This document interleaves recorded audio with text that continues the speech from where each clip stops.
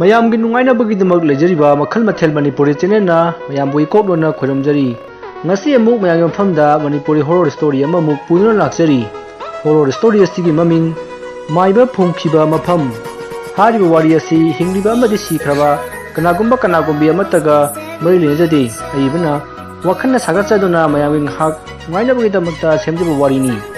ꯍꯧꯖꯤꯛ ꯃꯌꯥꯝꯗ ꯈꯨꯗꯣꯜ ꯇꯝꯖꯔꯤ ꯃꯅꯤꯄꯨꯔꯤ ꯍꯣꯔꯔ ꯁ꯭ꯇꯣꯔꯤ ꯃꯥꯏꯕ ꯐꯨꯝꯈꯤꯕ ꯃꯐꯝ। ꯋꯥꯔꯤ ꯑꯁꯤ ꯌꯥꯝꯅ ꯉꯜꯂꯤꯉꯩ ꯃꯇꯝ ꯍꯥꯏꯕꯗꯤ ꯁꯣꯛ 1950ꯒꯤ ꯃꯇꯝꯅꯤ। ꯃꯇꯝ ꯑꯗꯨꯗꯗꯤ ꯂꯥꯏ ꯇꯤꯟꯒꯤ ꯃꯔꯝꯁꯤ ꯑꯁꯨꯛꯀꯤ ꯃꯇꯤꯛ ꯊꯥꯖꯅꯔꯝꯃꯤ ꯑꯗꯨꯒ ꯌꯥꯝꯅ ꯍꯩꯔꯕ ꯃꯥꯏꯕ ꯀꯌꯥꯁꯨ ꯂꯩꯔꯝꯃꯤ। ꯍꯥꯏꯔꯤꯕ ꯃꯇꯝ ꯑꯁꯤꯗ ꯂꯥꯏꯔꯕ ꯃꯤꯒꯤ ꯃꯁꯤꯡꯁꯤ ꯑꯁꯨꯛꯀꯤ ꯃꯇꯤꯛ ꯌꯥꯝꯅ ꯂꯩ꯫ ꯂꯥꯏꯔꯕꯁꯤꯡ ꯑꯗꯨꯒꯤ ꯃꯔꯛꯇ ꯑꯕꯤꯛ ꯍꯥꯏꯔꯤꯕ ꯅꯨꯄꯥ ꯑꯁꯤꯁꯨ ꯑꯃꯅꯤ꯫ ꯑꯕꯤꯛꯀꯤ ꯃꯆꯥꯅꯤꯄꯥꯅꯤ꯫ ꯃꯈꯣꯏꯕꯨ ꯊꯥꯛꯄ ꯉꯝꯅꯕ ꯍꯣꯠꯅꯕꯗ ꯑꯕꯤꯛ ꯑꯁꯨꯛꯀꯤ ꯃꯇꯤꯛ ꯋꯥꯈꯤ꯫ ꯃꯁꯤꯗ ꯅꯠꯇꯅ ꯂꯩꯀꯥꯏ ꯑꯗꯨꯗ ꯂꯩꯃꯤꯟꯅꯔꯤꯕ ꯃꯤꯑꯣꯏ ꯑꯌꯥꯝꯕꯅꯤ꯫ ꯃꯁꯤꯗꯒꯤ ꯂꯩꯀꯥꯏ ꯑꯗꯨꯗ ꯂꯩꯔꯤꯕ ꯅꯨꯄꯥꯁꯤꯡꯗꯨ ꯍꯤꯗꯤꯡꯒꯥ ꯂꯂꯣꯟꯕ ꯆꯠꯂꯒ ꯁꯦꯜ ꯇꯥꯟꯁꯤ ꯍꯥꯏꯅꯕꯗꯒꯤ ꯑꯕꯤꯛꯀꯤ ꯃꯃꯥꯟꯅꯕ ꯃꯈꯣꯏ 9ꯒ ꯂꯣꯏꯅꯅ ꯍꯤꯗꯤꯡꯒꯥ ꯂꯂꯣꯟꯕ ꯆꯠꯈꯤ꯫ ꯍꯤꯗꯤꯡꯒꯥ ꯂꯂꯣꯟꯕ ꯍꯥꯏꯕꯁꯤ ꯑꯇꯩ ꯅꯠꯇꯦ, ꯍꯤꯗ ꯆꯠꯂꯒ ꯑꯍꯣꯡꯕ ꯄꯣꯠ ꯆꯩ ꯂꯧꯔꯨꯔꯒ ꯑꯇꯣꯞꯄ ꯃꯐꯝꯗ ꯆꯠꯂꯒ ꯌꯣꯟꯕꯒꯤ ꯊꯕꯛ ꯑꯗꯨꯕꯨꯅꯤ꯫ ꯑꯁꯨꯝꯅ ꯃꯈꯣꯏ 9 ꯑꯗꯨ ꯍꯤꯗ ꯄꯣꯠ ꯆꯩ ꯃꯅꯥ ꯃꯁꯤꯡ ꯈꯔ ꯇꯤꯛꯂꯨꯔꯒ ꯌꯣꯟꯅꯕꯒꯤꯗꯃꯛ ꯂꯥꯛꯂꯦ꯫ ꯑꯁꯨꯝꯅ ꯃꯈꯣꯏꯅ ꯑꯁꯨꯝ ꯂꯥꯛꯄꯗ ꯅꯨꯃꯤꯠ ꯇꯥꯈ꯭ꯔꯦ꯫ ꯃꯁꯤꯗꯒꯤ ꯃꯈꯣꯏ 9 ꯑꯗꯨ ꯇꯨꯔꯦꯜ ꯃꯄꯥꯟꯗ ꯀꯥꯈꯠꯂꯛꯂꯒ ꯃꯈꯣꯏꯅ ꯄꯣꯊꯥꯕ ꯌꯥꯕ ꯃꯐꯝ ꯑꯃ ꯁꯦꯝꯈꯤ꯫ ꯃꯈꯣꯏꯅ ꯑꯁꯨꯝꯅ ꯄꯣꯊꯥꯕ ꯌꯥꯕ ꯃꯐꯝ ꯁꯦꯝꯅꯔꯤꯉꯩ ꯅꯨꯃꯤꯠ ꯄꯨꯡꯇꯥ ꯇꯥꯔꯦ꯫ ꯃꯈꯣꯏ ꯇꯨꯔꯦꯜ ꯃꯄꯥꯟ ꯑꯗꯨꯗ ꯈꯔ ꯄꯥꯛꯄ ꯖꯒꯥ ꯑꯃ ꯊꯦꯡꯅꯕꯗꯒꯤ ꯃꯐꯝ ꯑꯗꯨꯗ ꯄꯣꯊꯥꯐꯝ ꯁꯦꯝꯃꯁꯤ ꯍꯥꯏꯅꯗꯨꯅ ꯃꯈꯣꯏꯅ ꯄꯣꯔꯛꯄ ꯐꯛꯁꯤꯡ ꯑꯗꯨ ꯊꯥꯗꯨꯅ ꯇꯨꯝꯐꯝ ꯍꯤꯞꯐꯝ ꯁꯦꯝꯃꯦ꯫ ꯃꯁꯤꯗꯒꯤ ꯃꯥꯅ ꯄꯣꯔꯛꯄ ꯆꯦꯡꯄꯥꯛꯁꯤꯡ ꯑꯗꯨ ꯆꯥꯅꯔꯒ ꯃꯩꯅꯝ ꯊꯥꯜꯂꯒ ꯏꯀꯣꯏ ꯀꯣꯏꯅ ꯐꯝꯗꯨꯅ ꯋꯥꯔꯤ ꯁꯥꯟꯅꯔꯤ꯫ ꯃꯈꯣꯏꯅ ꯑꯁꯨꯝ ꯋꯥꯔꯤ ꯁꯥꯟꯅꯔꯛꯄꯗ ꯑꯕꯤꯛꯅ ꯍꯥꯏꯔꯛꯏ, "ꯏꯇꯥꯎ ꯃꯌꯥꯝ, ꯑꯩ ꯋꯥꯔꯤ ꯑꯃ ꯂꯤꯔꯛꯀꯦꯁꯦ꯫ ꯉꯍꯥꯟꯋꯥꯏ ꯑꯩꯈꯣꯏ ꯏꯄꯨꯅ ꯉꯁꯤꯒꯤ ꯑꯁꯤꯒꯨꯝꯅ ꯃꯈꯣꯏ ꯃꯃꯥꯟꯅꯕꯁꯤꯡ ꯈꯔꯒ ꯍꯤꯗꯤꯡꯒꯥ ꯂꯂꯣꯟꯕ ꯆꯠꯄꯖꯥꯠꯅꯤ꯫ ꯑꯗꯨꯗ ꯃꯈꯣꯏꯅ ꯊꯨꯡꯂꯨꯔꯤꯕ ꯃꯐꯝ ꯑꯗꯨꯗ ꯑꯐꯥꯎꯕ ꯃꯥꯏꯕ ꯑꯃ ꯊꯦꯡꯅꯩ ꯍꯥꯏ꯫ ꯃꯥꯏꯕ ꯑꯗꯨꯅ ꯍꯩꯕꯁꯤ ꯑꯁꯨꯛꯀꯤ ꯃꯇꯤꯛ ꯍꯩ ꯍꯥꯏ꯫ ꯃꯥꯅ ꯉꯝꯕꯁꯦ ꯆꯨꯝꯅ ꯂꯝꯕꯤꯗ ꯆꯠꯂꯝꯕ ꯃꯤꯐꯥꯎ ꯈꯨꯗꯛꯇ ꯍꯦꯛꯇ ꯄꯨꯡꯉꯥꯎ ꯉꯥꯎꯍꯟꯕ ꯉꯝꯃꯤ ꯍꯥꯏ꯫ ꯑꯗꯨ ꯏꯄꯨ ꯍꯣꯏꯗꯤ ꯍꯥꯟꯅ ꯈꯪꯗꯕꯅꯤꯅ ꯍꯅꯨꯕ ꯑꯗꯨꯒ ꯄꯣꯠ ꯆꯩ ꯂꯩꯊꯣꯛ ꯂꯩꯁꯤꯟꯒꯤ ꯃꯇꯥꯡꯗꯒꯤ ꯈꯔ ꯅꯤꯡꯉꯥꯏ ꯁꯪꯗꯥꯅꯔꯨꯔꯕꯖꯥꯠꯅꯤ꯫ ꯅꯨꯃꯤꯠꯇꯨꯒꯤ ꯅꯨꯃꯤꯗꯥꯡꯗ ꯏꯄꯨ ꯈꯣꯏꯅ ꯂꯩꯔꯤꯕ ꯃꯐꯝꯗꯨ ꯕꯨꯠ ꯃꯌꯥꯝꯅ ꯎꯐꯨꯜ ꯇꯥꯈꯩ ꯅꯩꯈꯥꯏꯔꯕꯖꯥꯠꯅꯤꯗ꯫ ꯏꯄꯨ ꯈꯣꯏꯗꯨ ꯃꯊ꯭ꯋꯥꯏ ꯍꯤꯡꯅꯕ ꯀꯣꯏꯆꯦꯟ ꯆꯦꯟꯅꯔꯕꯖꯥꯠꯅꯤ꯫ ꯕꯨꯠꯁꯤꯡ ꯑꯗꯨꯁꯨ ꯅꯣꯡꯊꯛꯇ ꯄꯥꯏꯔꯒ ꯇꯥꯟꯅꯔꯛꯏ ꯍꯥꯏ꯫ ꯃꯁꯤꯗꯒꯤ ꯕꯨꯠꯁꯤꯡ ꯑꯗꯨ ꯈꯔ ꯇꯥꯟꯅꯔꯛꯑꯒ ꯍꯟꯈ꯭ꯔꯦ ꯍꯥꯏ꯫ ꯅꯣꯡꯉꯥꯜꯂꯒ ꯖꯒꯥ ꯑꯗꯨꯋꯥꯏꯗ ꯂꯩꯕ ꯃꯤꯁꯤꯡꯗ ꯍꯪꯉꯨꯕꯗ ꯃꯥꯏꯕ ꯑꯗꯨꯗ ꯍꯧꯔꯨꯕꯒꯤꯅꯤ ꯍꯥꯏꯔꯛꯏ ꯍꯥꯏ꯫ ꯑꯁꯨꯝꯅ ꯑꯕꯤꯛꯅ ꯋꯥꯔꯤ ꯂꯤꯔꯤꯉꯩ ꯃꯈꯣꯏꯅ ꯂꯩꯔꯤꯕ ꯖꯒꯥ ꯑꯗꯨ ꯕꯪ ꯕꯪ ꯁꯥꯒꯠꯂꯛꯏ ꯑꯗꯨꯒ ꯑꯔꯥꯞꯄꯗ ꯍꯨꯏ ꯀꯞꯄꯒꯤ ꯃꯈꯣꯟ ꯇꯥꯔꯛꯏ꯫ ꯃꯁꯤꯗꯒꯤ ꯃꯈꯣꯏꯗꯨ ꯇꯨꯝꯅꯔꯁꯤ ꯍꯥꯏꯗꯨꯅ ꯇꯨꯝꯅꯈ꯭ꯔꯦ꯫ ꯑꯕꯤꯛꯀꯤ ꯃꯃꯥꯟꯅꯕ ꯑꯕꯤꯔꯥꯝ ꯂꯥꯏ ꯇꯤꯟꯒꯤ ꯃꯔꯝꯗ ꯈꯔ ꯈꯪꯉꯤ꯫ ꯃꯥꯅ ꯃꯈꯣꯏꯅ ꯇꯨꯝꯒꯗꯧꯔꯤꯕ ꯖꯒꯥ ꯑꯗꯨꯒꯤ ꯑꯀꯣꯏꯕꯗꯨ ꯂꯩꯏ 9 ꯆꯤꯡꯉꯝꯃꯤ ꯑꯗꯨꯒ ꯃꯌꯥꯝꯗꯨ ꯇꯨꯝꯊꯅꯈ꯭ꯔꯦ꯫ ꯃꯁꯤꯗꯒꯤ ꯃꯇꯝꯗꯨ ꯍꯧꯈꯤꯕꯅ ꯑꯍꯤꯡ ꯅꯣꯡꯌꯥꯏ ꯌꯧꯔꯛꯂꯦ꯫ ꯃꯈꯣꯏꯅ ꯖꯒꯥ ꯑꯗꯨꯗ ꯃꯨꯁꯤꯟ ꯃꯨꯕ ꯑꯃꯨꯕ ꯈꯔ ꯃꯔꯤ ꯊꯣꯛꯂꯛꯇꯨꯅ ꯑꯕꯤꯛ ꯈꯣꯏꯗ ꯌꯦꯡꯗꯨꯅ ꯂꯩꯈꯤ꯫ ꯃꯁꯤꯗꯒꯤ ꯕꯨꯠꯁꯤꯡ ꯑꯗꯨꯅ ꯃꯈꯣꯏꯒꯤ ꯃꯅꯥꯛꯇ ꯆꯪꯉꯛꯅꯕ ꯀꯟꯅ ꯍꯣꯠꯅꯩ ꯑꯗꯨꯕꯨ ꯑꯕꯤꯔꯥꯝꯅ ꯂꯩꯏ 9 ꯆꯤꯡꯂꯝꯕꯗꯨꯗꯒꯤ ꯆꯪꯕ ꯉꯝꯗ꯭ꯔꯦ꯫ ꯕꯨꯠꯁꯤꯡ ꯑꯗꯨꯅ ꯂꯩꯏ ꯑꯗꯨꯒꯤ ꯑꯀꯣꯏꯕꯗꯨꯗ ꯀꯣꯏꯄꯥꯏ ꯄꯥꯏꯔꯤ꯫ ꯃꯁꯤꯗꯒꯤ ꯅꯨꯡꯁꯤꯠ ꯀꯟꯅ ꯁꯤꯠꯂꯛꯈꯤ ꯑꯗꯨꯒ ꯊꯥꯜꯂꯤꯕ ꯃꯩꯅꯝꯁꯤꯡ ꯑꯗꯨ ꯅꯨꯡꯁꯤꯠꯇꯨꯅ ꯍꯨꯝꯕꯗꯒꯤ ꯄꯨꯠ ꯃꯨꯠꯈ꯭ꯔꯦ꯫ ꯃꯁꯤꯗꯒꯤ ꯃꯈꯣꯏ ꯃꯊꯪ ꯍꯧꯒꯠꯅꯔꯛꯏ꯫ ꯂꯩꯔꯤꯕ ꯃꯌꯥꯝ ꯑꯗꯨ ꯆꯦꯟꯈꯤꯅꯕ ꯍꯣꯠꯅꯩ꯫ ꯃꯇꯝ ꯑꯗꯨꯗ ꯑꯕꯤꯔꯥꯝꯅ ꯆꯦꯟꯒꯅꯨ ꯀꯩꯁꯨ ꯇꯧꯔꯣꯏ ꯍꯥꯏꯅ ꯍꯥꯏꯔꯛꯄꯗꯒꯤ ꯃꯈꯣꯏ ꯇꯨꯃꯤꯟꯅ ꯇꯥꯁꯤꯟꯗꯨꯅ ꯐꯝꯃꯒ ꯂꯩꯈꯤ꯫ ꯃꯈꯣꯏꯒꯤ ꯂꯥꯏꯕꯛ ꯐꯕꯅ ꯅꯨꯃꯤꯠꯇꯨ ꯊꯥꯕꯜ ꯌꯥꯝꯅ ꯐꯈꯤ ꯑꯗꯨꯅ ꯊꯣꯏꯅꯗꯤ ꯃꯝꯈꯤꯗꯦ꯫ ꯑꯀꯣꯏꯕꯗ ꯂꯩꯔꯤꯕ ꯕꯨꯠꯁꯤꯡ ꯑꯗꯨꯒꯤ ꯃꯔꯛꯇ ꯃꯈ꯭ꯋꯥꯡ ꯌꯥꯎꯗꯕꯁꯨ ꯌꯥꯎꯔꯤ, ꯃꯈꯨꯠ ꯌꯥꯝꯅ ꯁꯥꯡꯕꯁꯨ ꯌꯥꯎꯔꯤ꯫ ꯂꯩꯔꯤꯕ ꯑꯕꯤꯛꯀꯤ ꯃꯔꯨꯞꯁꯤꯡ ꯑꯗꯨ ꯀꯤꯕꯅ ꯃꯈꯣꯏ ꯃꯁꯥ ꯊꯛ ꯅꯤꯛꯈꯤ꯫ ꯃꯁꯤꯗꯒꯤ ꯕꯨꯠꯁꯤꯡ ꯑꯗꯨ ꯀꯣꯏꯄꯥꯏ ꯄꯥꯏꯕ ꯐꯟ ꯆꯣꯡꯕ ꯀꯌꯥ ꯇꯧꯔꯝꯂꯒ ꯇꯞꯅ ꯃꯥꯡꯈ꯭ꯔꯦ꯫ ꯃꯁꯤꯗꯒꯤ ꯏꯀꯨꯏ ꯀꯨꯏꯗꯅ ꯅꯣꯡ ꯉꯥꯜꯂꯛꯂꯦ꯫ ꯂꯩꯔꯤꯕ ꯃꯌꯥꯝꯗꯨ ꯃꯥꯒꯤ ꯄꯣꯠ ꯆꯩ ꯁꯠ ꯌꯣꯝꯁꯤꯟꯅꯔꯒ ꯇꯨꯔꯦꯜ ꯑꯗꯨꯗꯒꯤ ꯀꯥꯈꯠꯅꯔꯛꯏ ꯑꯗꯨꯒ ꯈꯨꯜ ꯑꯗꯨꯗ ꯃꯈꯣꯏꯅ ꯄꯣꯔꯛꯄ ꯃꯅꯥ ꯃꯁꯤꯡ, ꯐꯤꯔꯣꯜ, ꯐꯛꯅꯆꯤꯡꯕ ꯀꯌꯥ ꯑꯗꯨ ꯌꯣꯟꯕ ꯍꯧꯏ꯫ ꯃꯈꯣꯏꯅ ꯄꯣꯠ ꯌꯣꯟꯅ ꯑꯍꯟ ꯑꯃꯗ ꯃꯈꯣꯏꯗ ꯉꯔꯥꯡ ꯊꯣꯛꯈꯤꯕ ꯊꯧꯗꯣꯛ ꯑꯗꯨ ꯇꯝꯈꯤ꯫ ꯑꯕꯤꯛꯅ ꯑꯍꯟ ꯑꯃꯗ ꯍꯥꯏꯔꯛꯏ, ꯇꯥꯗ ꯑꯩꯈꯣꯏꯒꯤ ꯁ꯭ꯋꯥꯏꯁꯤꯕꯨ ꯐꯠꯇꯕ ꯂꯥꯏ ꯇꯤꯟ ꯇꯝꯅꯕ ꯈꯣꯠꯅꯕꯒ ꯇꯧꯕ꯭ꯔꯣ? ꯉꯔꯥꯡ ꯑꯩꯈꯣꯏꯗ ꯇꯧꯔꯤ ꯃꯇꯧꯗꯨꯕꯨ ꯀꯔꯤꯒꯤꯅꯣ ꯑꯗꯨꯕꯣ? ꯑꯍꯟ ꯑꯗꯨꯅ ꯑꯃꯨꯛ ꯈꯨꯝꯂꯛꯏ, ꯉꯔꯥꯡ ꯃꯌꯥꯝꯅ ꯇꯨꯝꯂꯨꯔꯤꯕ ꯃꯐꯝ ꯑꯗꯨꯗꯤ ꯂꯩꯀꯥꯏ ꯑꯁꯤꯒꯤ ꯑꯍꯟ ꯑꯃ ꯁꯤꯕꯒꯤ ꯄꯣꯠꯂꯣꯏꯈꯤꯕ ꯂꯣꯏꯕꯇ ꯉꯥꯏꯔꯤꯕ ꯃꯐꯝꯗꯨꯅꯤ, ꯑꯗꯨꯅ ꯑꯣꯏꯔꯝꯒꯅꯤꯗ꯫ ꯑꯁꯨꯛ ꯀꯨꯏꯕꯁꯦ ꯀꯔꯤꯝꯇ ꯇꯧꯗꯦ ꯑꯩꯈꯣꯏ꯫ ꯅꯨꯄꯥ ꯑꯗꯨꯒꯤ ꯋꯥꯗꯨ ꯇꯥꯕꯗ ꯃꯈꯣꯏ ꯅꯤꯄꯥꯟ ꯑꯗꯨ ꯈꯣꯡꯗꯒꯤ ꯀꯣꯛ ꯐꯥꯎꯕ ꯇꯨ ꯆꯨꯡꯈꯤ꯫ ꯃꯁꯤꯗꯒꯤ ꯃꯈꯣꯏ ꯄꯣꯠ ꯆꯩ ꯀꯌꯥ ꯌꯣꯟꯊꯣꯛ ꯌꯣꯟꯁꯤꯟ ꯀꯌꯥ ꯇꯧꯗꯨꯅ ꯃꯐꯝ ꯀꯌꯥ ꯆꯠꯂꯨꯔꯕ ꯃꯇꯨꯡ ꯃꯥꯒꯤ ꯃꯌꯨꯝꯗ ꯍꯜꯂꯛꯇꯨꯅ ꯅꯨꯡꯉꯥꯏ ꯌꯥꯏꯐꯅ ꯄꯥꯟꯈꯤ꯫ ꯃꯇꯝ ꯑꯁꯤꯗ ꯑꯕꯤꯛꯅ ꯈꯜꯂꯤ, ꯃꯥꯏꯕ ꯑꯃ ꯑꯣꯏꯕ ꯍꯥꯏꯕꯁꯤ ꯃꯤ ꯂꯥꯌꯦꯡꯕ ꯈꯛ ꯅꯠꯇꯅ ꯂꯝ ꯇꯨ ꯆꯠꯊꯣꯛꯄꯗ ꯌꯥꯝꯅ ꯀꯥꯟꯅꯕ ꯈꯨꯠꯂꯥꯏ ꯑꯃ ꯑꯣꯏꯒꯗꯧꯔꯤ꯫ ꯑꯩꯈꯣꯏꯅ ꯆꯠꯂꯤꯕ ꯊꯕꯛ ꯑꯗꯨꯗ ꯀꯔꯤꯒꯨꯝꯕ ꯑꯕꯤꯔꯥꯝꯅ ꯕꯨꯠ ꯆꯪꯗꯅꯕ ꯂꯩ ꯑꯗꯨ ꯆꯤꯡꯂꯝꯗ꯭ꯔꯕꯗꯤ ꯑꯩꯈꯣꯏ ꯀꯔꯤ ꯑꯣꯏꯅꯤ ꯈꯪꯗꯦ꯫ ꯑꯗꯨꯅꯗꯤ ꯑꯩ ꯃꯥꯏꯕ ꯑꯃ ꯑꯣꯏꯗꯕ ꯌꯥꯗ꯭ꯔꯦ꯫ ꯑꯁꯨꯝꯅ ꯈꯟꯗꯨꯅ ꯑꯕꯤꯛ ꯈꯨꯟ ꯑꯗꯨꯒꯤ ꯃꯥꯏꯕ ꯈꯣꯃꯩꯒꯤ ꯃꯅꯥꯛꯇ ꯂꯥꯛꯇꯨꯅ ꯑꯕꯤꯛꯅ ꯍꯥꯏꯔꯛꯏ, ꯑꯣꯖꯥ, ꯑꯩꯅ ꯑꯣꯖꯥꯒꯤ ꯅꯥꯛꯇ ꯂꯥꯛꯆꯔꯤꯕꯁꯦ ꯑꯩꯁꯨ ꯑꯣꯖꯥꯒꯤ ꯇꯨꯡ ꯏꯟꯗꯨꯅ ꯃꯥꯏꯕ ꯑꯃ ꯑꯣꯏꯖꯒꯦꯅ ꯂꯥꯛꯆꯔꯤꯕꯅꯤ꯫ ꯃꯁꯤꯗꯒꯤ ꯈꯣꯃꯩꯅ ꯍꯥꯏꯔꯛꯏ, ꯏꯕꯨꯡꯉꯣ, ꯀꯔꯤꯒꯤꯅꯣ ꯅꯪꯅ ꯃꯥꯏꯕ ꯑꯣꯏꯅꯤꯡꯂꯤꯕꯗꯤ? ꯃꯥꯏꯕ ꯑꯃ ꯑꯣꯏꯕ ꯍꯥꯏꯕꯁꯤ ꯊꯃꯣꯏ ꯁꯦꯡꯕ, ꯄꯨꯛꯆꯦꯜ ꯆꯥꯎꯕ, ꯑꯩꯒꯤ ꯃꯤꯒꯤ ꯅꯥꯏꯗꯅ ꯊꯕꯛ ꯇꯧꯕ ꯉꯝꯕꯗꯨꯕꯨꯅꯤꯅꯦ꯫ ꯑꯗꯣ ꯀꯔꯤꯒꯤꯅꯣ ꯅꯪꯅ ꯃꯥꯏꯕ ꯑꯣꯏꯅꯤꯡꯂꯤꯕꯣ? ꯑꯕꯤꯛꯅ ꯑꯃꯨꯛ ꯈꯨꯝꯃꯛꯏ, ꯑꯣꯖꯥ, ꯃꯥꯏꯕ ꯑꯃ ꯑꯣꯏꯔꯕꯗꯤ ꯕꯨꯠ ꯄ꯭ꯔꯦꯠ ꯐꯠꯇꯕ ꯀꯌꯥꯗꯒꯤ ꯉꯥꯛꯊꯣꯛꯅꯕ ꯃꯟꯇ꯭ꯔ ꯍꯩꯔꯒꯅꯤ꯫ ꯑꯗꯨ ꯍꯩꯔꯕꯗꯤ ꯑꯩꯈꯣꯏꯅ ꯂꯥꯡꯐꯩ ꯆꯠꯄꯗ ꯌꯥꯝꯅ ꯀꯥꯟꯅꯒꯅꯤ ꯈꯟꯖꯕꯒꯤꯅꯤ꯫ ꯑꯁꯨꯝꯅ ꯍꯥꯏꯔꯒ ꯃꯈꯣꯏꯅ ꯂꯥꯡꯐꯩ ꯆꯠꯄꯗ ꯊꯦꯡꯅꯈꯤꯕ ꯊꯧꯗꯣꯛ ꯑꯗꯨ ꯇꯝꯈꯤ꯫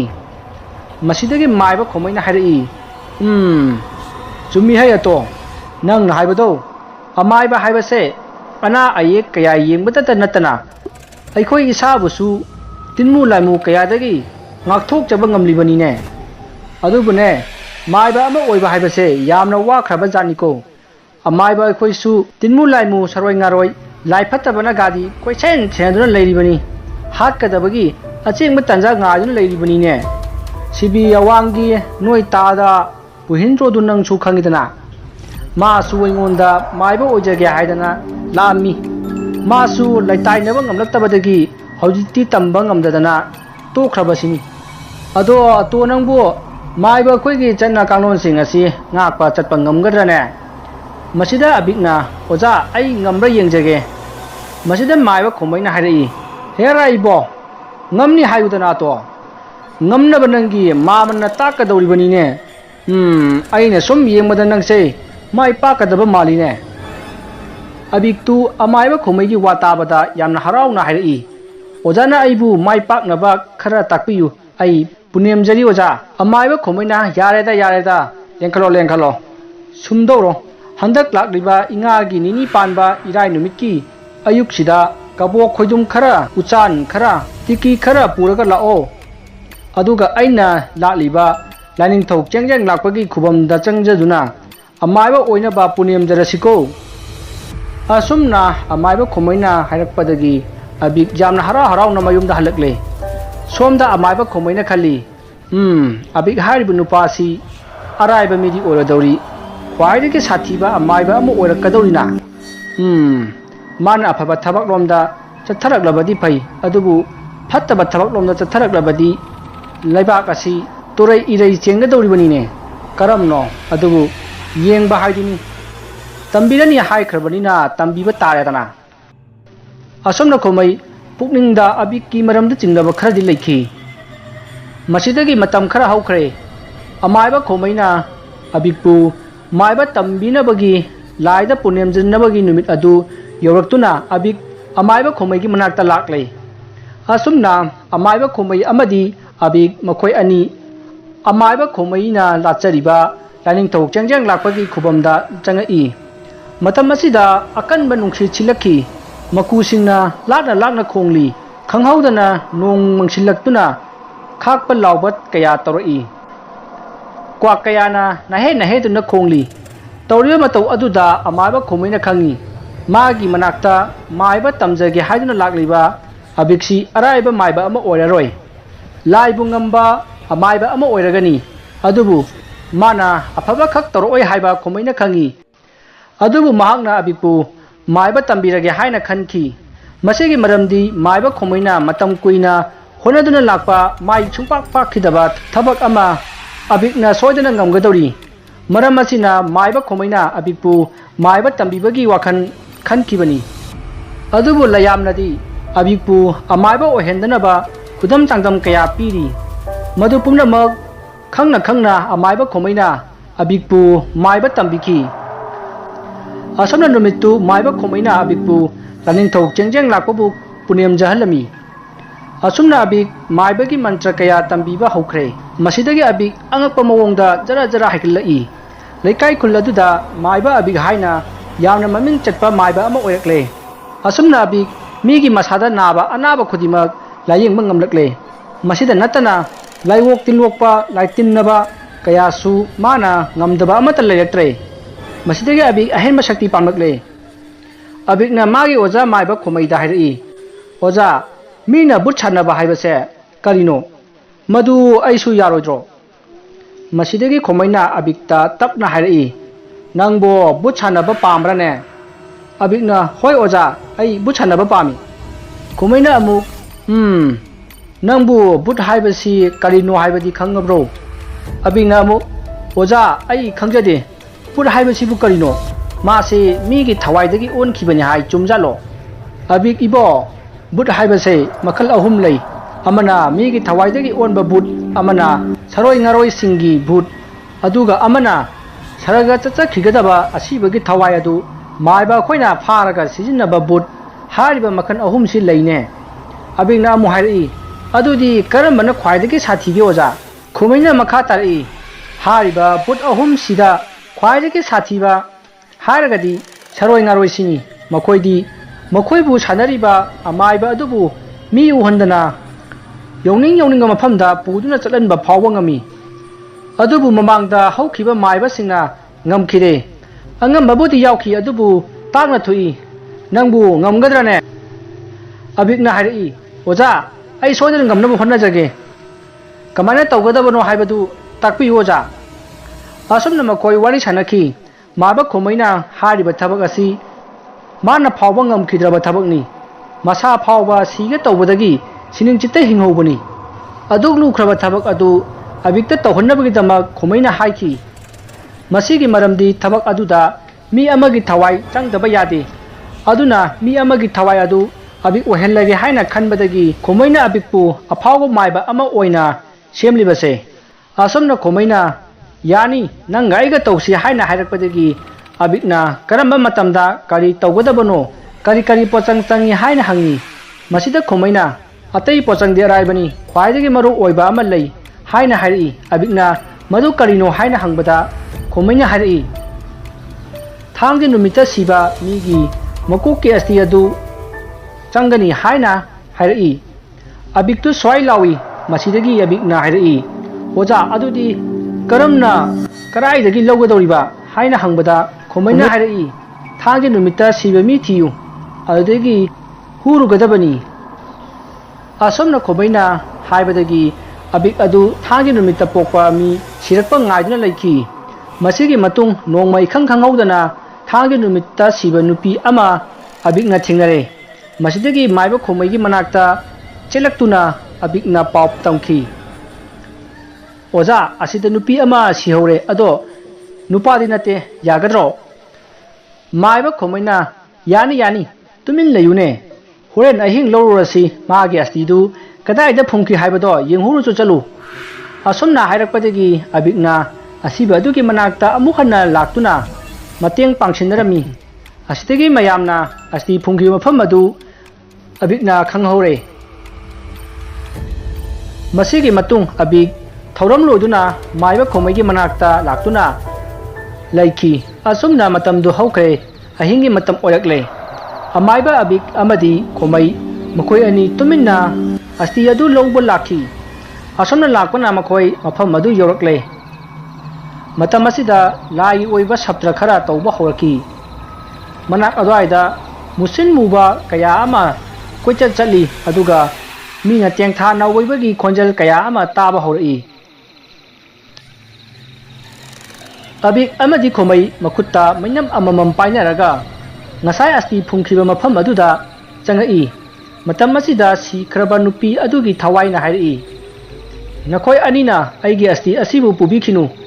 अई नोइगी थबक अदुदा यावबा ngamoi हाइना कन्ना कन्ना कपई मतम असिदा खोमैना अबिक्ता करिमता खुमुनु हाइबगी इंगित अमा पिरई अदुगा मखोइना अस्ति फुंखिबा मफम अदु होगाइबा हौरई मसिदगी इखंग खंगहौदना अचौबु मैबुल अमा पाइरखी मतम मसिदा मोइबुंग खोंगबा हुई कप्पा मी असिबा थांगदोकपगी मीना कप्पा लावबा माइबना मंत्र सोनबगी खोंजल अमति तेंथानौबगी खोंजलना उनु निखी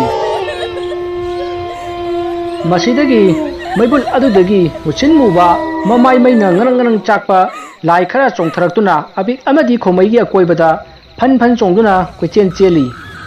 मतम मसिदा अबिकती किमन खिदुना मा मसासी हिंगली हाइबा फावबा काउख्रे मसिदगी खंगहौदना लाई अमना हाइरई हाय खोमै करिगी नंग ngasi लाक्लिबनो नंग अखोइगा हाइनखिबा वासा करिगी हवोइद्रिबनो नंगना हाइरमदाय मतुंग अमुखन्ना लाक्लबदी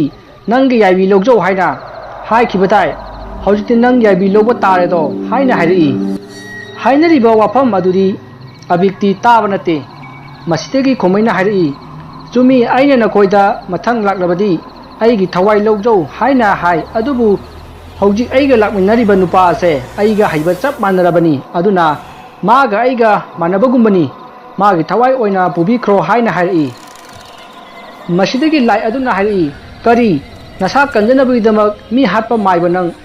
असुमना हाइरअगा खोमैगी मथबाक्ता अचोगो मैबुल अदुना थाबदगी खोमै लैमाइदा लोंना ताखी खोमैना हाइरई मफम असिदगी पोतु लौथोरओ अखोय चलसी हाइना हाइरकपदगी अबिकना अस्ति अदु लौथोक्लगा फी अंगांगबा अमदा योमसिल्लगा माना पुरकपा खाव अमदा हापचिनख्रे मसिदगी खोमैबु पोदुना मयुम तमना चेलगी मतम अदुदा कप्पा लावबा कया तौरंबा दु खोमैगी मथबाक्ता मैबुल अमना थाखिबदगी करिमता तौरखिद्रे असुमना अबिक माइबा खोमै होइगी युम यौरे माइबा खोमैना हाइरमी अबि अइदी यारारोय अदुना पोट अदो करमना सिजिन्नगदबनो हाइबदो अइगी फमुंगी कांखगी लेबाक अदो तौथोउ अदुदा तरंग अमा लेबनी मदु नंगी ओजरो अदुदा पुनमक इरबनी असुमना हाइरमलगा अमाइबा खोमै ईश्वरगी खुया तानखी असुमना अमाइबा खोमै लेखिद्रबा मतुंग अबिकना खोमैगी इमुंग मनुंगसिंगदा अमाइबा खोमैदु लायै यैदुना सिरे हाइना पाउ तमखी असुमना खोमैना पाउ तमबदगी लेकाइगी मी मथंग मथंग लांगखी अदुगा खोमैगी इमुंग मनुंगसु लांगखी मसिदगी अमाइबा खोमैगी अरोय मथौ मंगम पांगथोखी अमाइबा खोमै लेखिदबा था निपाल सुख्रे अबिक अमाइबा खोमैना पिरंबा तरंग अदुदा यावबा लाइरिकसिंग अदु यामना कन्ना पारी लाइरिकसिंग अदुगी मसिंग असि पुन्ना तरेनी लाइरिकसिंग अदुगी मरक्ता यामना साथी साथीबा लाइरिक कया यावरी हारिबा लाइरिकसिंग अदु अमाइबा अबिकना चिंफा पुनबा होनरी होनबा कनबा अबिकना लाइरिक अहुमदी चिंफा पुरे मसिदगी नोंगमा अबिकना चांगेंग अमा तौखी मतमदु अहिंग तांजौ थेंगलबा मिचक मिराव कोल ताद्रबा मतमनी अमाइबा अबिकना लेबाकना साबा मीगी मूर्ति अनि पाइदुना तुरेन मपान तमना लाकी मतमदु नोंग मंगबनिना थाबलगी मंगालदु यामना कन्ना ngande aduga amuk amukpudi khangan khangan ngalai asumna amaiba abi turen mapan joroktuna mirak narak yengaga machinda laison tinson kaya tauba hori abikna amuba machugi rumal gumba ama lokthorei aduga rumal adu leimaida pakna sandoklaga mana porakpa lebakna saba murti adu hiphanduna thami aduga machinda laison kaya solei मतम मसिदा अमाइबा अबिकी अकोइबदा मीना दंग चेनबा बुरुप लाउना तुसनबा स्रो स्रो चिंगबा असना चिंगबा खोंजल कया तारखी मसिदा नतना अकनबा असाबा नुसित छितबा तुवेलगी इसिंगदु मीना इरोइबगुम स्रोक स्रोक लाउबा असना चिंगबा खोंजल कया ताबा हौरकी मसिदगी अमाइबा अबिकना अमुबा रुमालदा थमलिबा लेबाकना साबा मूर्ति अदु फुक फुक हगलखी मूर्ति अदुना अमाइबा अबिकता हाइरई हौजिक नंगना पामलिबसे करिनो नंगना अखोइबु थवाइ हापलिबसी करिगिदमक्तनो अखोइदगी करि मतेंग पामबगे हाइना हंगक्ति मसिदगी अबिकना हाइरई नकोइ अनिदा अइना वाफम अमा सिनगे करिगुम्बा अइना हाइगेदरिबा वाफम मसी नकोइना तौबा ngamdaba तारबदी नखोइना चंगलिबा लेबाकी मूर्ति असिदगी अमुक हन्ना लौथोक्लोय असुमना हारकपदुदा मूर्ति अनिदु यामना किजना हारई अदुमना तौबिगनु अखोइना नंगना हाइबा थबक अदो सोयदना तौजगे असुमना मूर्ति अनिदुना अबिकना पिरकपा थबकसिंग अदु ngमगनी हाइना यानरे मसिदगी अबिकना मखा तारई ताव मूर्ति अनिमक नखोय अनिना आई इमागद चीलिबा अचौबो तुरेल असे नुमि हुमनी फावगी मनुंगदा कंगनब थक्कदबनी अदुगा इसिंग अदु मांगहनबा यारोय आइना वोथोरओ हाइबगा हानगी इसिंग अदुगा चप मानना पुथोरकदबनी आइना हारिबसे नबानी ngमलगद्रा अमाइबा अबिकना हारियो वफम अदु ngमबदी ngमनी अदुबु मूर्ति अनिदुना यानिंगदमदे मसिदगी मूर्ति अनिदुना हाइरई हाय अबिक नंगना तौगे खल्लिबा थबक अदु अखोइना हाना खंगी नंगना तौगदोरिबा अदु नियमगी वांगमदनी महौसागे खल थुगाइबनी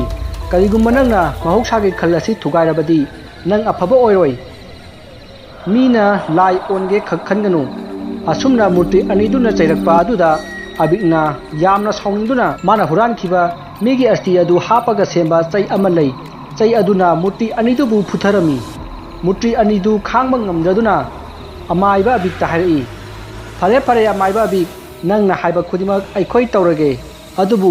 मसिदा थोलकदबा अफफतगी पापुनबक नंगना पुबु ओयु असुमना हारमगा मूर्ति अनिदु तुरेल अदुगी मनुंगदा चोंथखरे मतम असिदा अकनबा नोंगलै नुंसी छिटपा कप्पा लाउबा तेंथाना ओइबगी खोंजलना मालेम असि पुंगनिन निलखी लेकाय लेकायदा तुंगदुना लेनरंबा मियोय कया तौरिबा सप्ता अदुदा थुंगरक्तुना अमगा अमगा वा तानखी मसिदगी लेकाय अदुदा लैबा अमाइबा सिंगना तौरिबा मतौ अदुगी मरमदा वा तानरमी मसिदा अमाइबा अमना हाइरई ngasi तौरिबा सप्ता सिबु करिनो ममांगैदा अमुक्ता थेंगरक्ट्री करी करंबा खोयुमलाइगी सखिना ओइबा जानो मसिदा अमाइबा अमना अमु हाइरई ngasi उलइबा खुदम मसि अफबगी खुदमदी ओइररोय लेबाक असिदा करिगुम्बा अमदी सोदना थोकलरगनी मतम असिदा खरा अहन ओइबा अमाइबा अमना हाइरई इचासा इनाउसा ngasi नखोय अखोइना थिंगरिबा खुदम असे अराइबा ओइरदौरिबनी ममांगै अइना पुंकक चावरकपदा ngasiगी असिगुम्बा थौदोक अमा थोखरे अदुबु अमाइबा अमाइबी कयागा लोइनना खोयुम लाइबु पुनियमजबदगी फखिबनी मसिदा अमाइबा अमना हाइरई अदु खुरा करी करंबा खोयुमागी खुदमनो असुक साथीबा खुदमसिबो करी करंबा मतिक मयाई कनबा खोयुम लाकपगिनो अमाइबा अहन अदुना अमु हाइरई हाइगे नखोय अतैसु पुनिंग चंगना तावको ngasiतगी चाही 53 मुकी ममांगदा काइरेनजाव कौबा अफावबा अमाइबा अमा लेरमी हारिबा अमाइबा असिना लेकाय खुन असिदा लैरिबा मियोय खुदिमकी थवाय असिबु फाजिनदुना थमी मरम असिना खुंजा पुनमक तुसन मानजोनरे मसिदगी अमाइबा अदुना खुंजा मयामदा हाइरई नखोइना तुसन मानजोनरिबदो फगे हाइरबदी आइना सेमलिबा हिदाक असि थउ मदुम तौरबदी सोजना फगनी तौगतबु हिदाक असिगी ममलदी नखोइना पुछिगदबा चाही मसिंग अदुदगी चाही अहुम अहुम खाइरमगदबनी हारिबा थबक असि ngमद्रबदी नखोइ इकुइ कुइना सिरगनी असुमना अमाइबा कयेन जाउना हाइरकपदुदा खुंजा मयामदु खुदक्ता सिबा किनबदगी मागी चाहीदगी चाही अहुम अहुम खाइनरमी अमाइबा कयेन जाउना चाही अहुम खाइबा लाकपा मिसिंग अदुगी खुबाका कयेन जाउगी खुबाका पाइसिनरगा माना पावलिबा चाही अहुम अदु लौखी असुमना मथंग मथंग तौखी मसिदगी अमाइबा कयेन जाउबु लेकाय खुन असिना हादनबा तंजा यिंगदुना लाखी अदुबु सुंगम ngमखिदे अमाइबा कयेन जाउना कीरबा थबक कया तौरक्तुना खुंजा पुनमकु ओटपा नैबा नोमनोमगी हेंजलई मसिदगी अमाइबा खोमैना अथापा मफमदा माइबा तमलुरगा खुन असिदा हलकई अमाइबा खोमैदा लेकाय खुन अदुना तारिबा अवाना पुनमक तंबदगी अमाइबा खोमैगा अमाइबा कयेन जाउगा यामना कन्ना खनखी मसिदा कयेन जाउना मागी मसिंग यामलबा बुट प्रेट कया थादोक्तुना लेकाय खुन अदुदा ओटपा नैबा तौरई अमाइबा खोमैना अमु मागी मसिंग यामलबा बुट प्रेट कया थादोक्तुना अकन मवोंगदा लान सुनखी मखोय अनिगी बुटसिंग अदुना खना चैनबगी खोंजेलना लेकाय खुन असि बर्जताबगुम निखी अमाइबा अनि अदुना थानरिबा बुटसिंग अदु अमना अमदगी हेनदे मसिदगी बुतसिंग अदु वारक्तुना मथंग मथंग मांगनखरे अमाइबा अनीना कौरबसु थोलखिद्रे अमाइबा अहन अदुना लिरिबा वारी अदुगी मरक थना अमाइबा अमना हंगी आ खुरा बुत असिबु वाबा नाइब्रो मखोइबु सानरिबा अमाइबा सिंगना कौबदा लाक्तबगासु यावब्रा अमाइबा अहन अदुना मखा तारई बुतसु अवाबा खंगिमिने मखोइसु ताइबंग मिया खोइगुम्बनिने मखोइना अहेनबा शक्ति खरा पाइखिबगी वा खप्तनी मखोइसु अइखोइदौना चारगा हिंग्लिबनी अदुननी अइखोइना बुट प्रेत वोंगनबा मतमदा मखोइगी पेननबा चक्थाक हे हेक थारिबसे मसिदगी वहंग हंगलंबा अमाइबा अदुना हाइरई ओ खंजरनी खुरा वारिदु मखा ताबिरो असुमना वारी सानरिङै लेकाय अदुगी मियोइसिंग अदु अमाइबा खुनिनरी हाइबा ताबदगी अहिंग अदुदा मैनम पाइदुना लांगनखि अदुगा अमाइबा सिंग अदुना वातानाबदु यावखि अदुगा अमाइबा सिंग अदुना वातानाबा अदु लेकाय खुन अदुगी अहल लमन कयाना तारमी मरक असिदा अबिक्सु यावरमी अदुबु अबिक्ति अमाइबा सिंगी मरकता यावदे अमाइबा सिंग अदुना ngang तागदबगी लेरिबा खुंजा सिंग अदुगी मरकता फमदुना लैखि मसिदगी अमाइबा अहन अदुना ngasai माना लिखिबा वारी अदुगी मखा तारई अमाइबा खोमै अमदी कैरेंजाव मखोइना कौबदसु बुतसिंग अदु लाक्त्रबनिना मखोइ अनि ओइना कन्ना जैनरमी फुनरमी मसिदगी अमाइबा कैरेंजावना खंहौदना मकोक अनि पानबा हौदोंग अमुबी अमा ओंथोरक्तुना अमाइबा खोमैगी मसादा चिकपा खोटपा तोरई अदुबु अमाइबा खोमैसु अराइबा अमाइबादि नत्ते माक्सु तंजा अदुदा मोइरांग साथिबी हारिबा सा अदु ओंदुना यामना कन्ना चिंगनखि मसिदगी मखोइ अनिना तौरिबदु लानिंगथौ खमलांगबना उबदगी खामदोखि लानिंगथौ खमलांगबा मसाना सायोन तौबा अहन अमा लाक्तुना नखोइ अनि चाइनाबा लेपु नत्रबदी नख्वांगदा थौदु नुंजाव अममम कीरगा लौताक मयाइदा थादगनी अमुक हन्ना लौखत्लोय असुमना हाइरकपदुदा मखोइ अनियादो हानगी फिबमदा हंजिननबा होनै अमाइबा खोमैदी हानगी नमु ताइबंग मिगी पुंसिदा हंजिनख्रे अदुबु अमाइबा कैरेंजावदी हंजिनबा ngamdre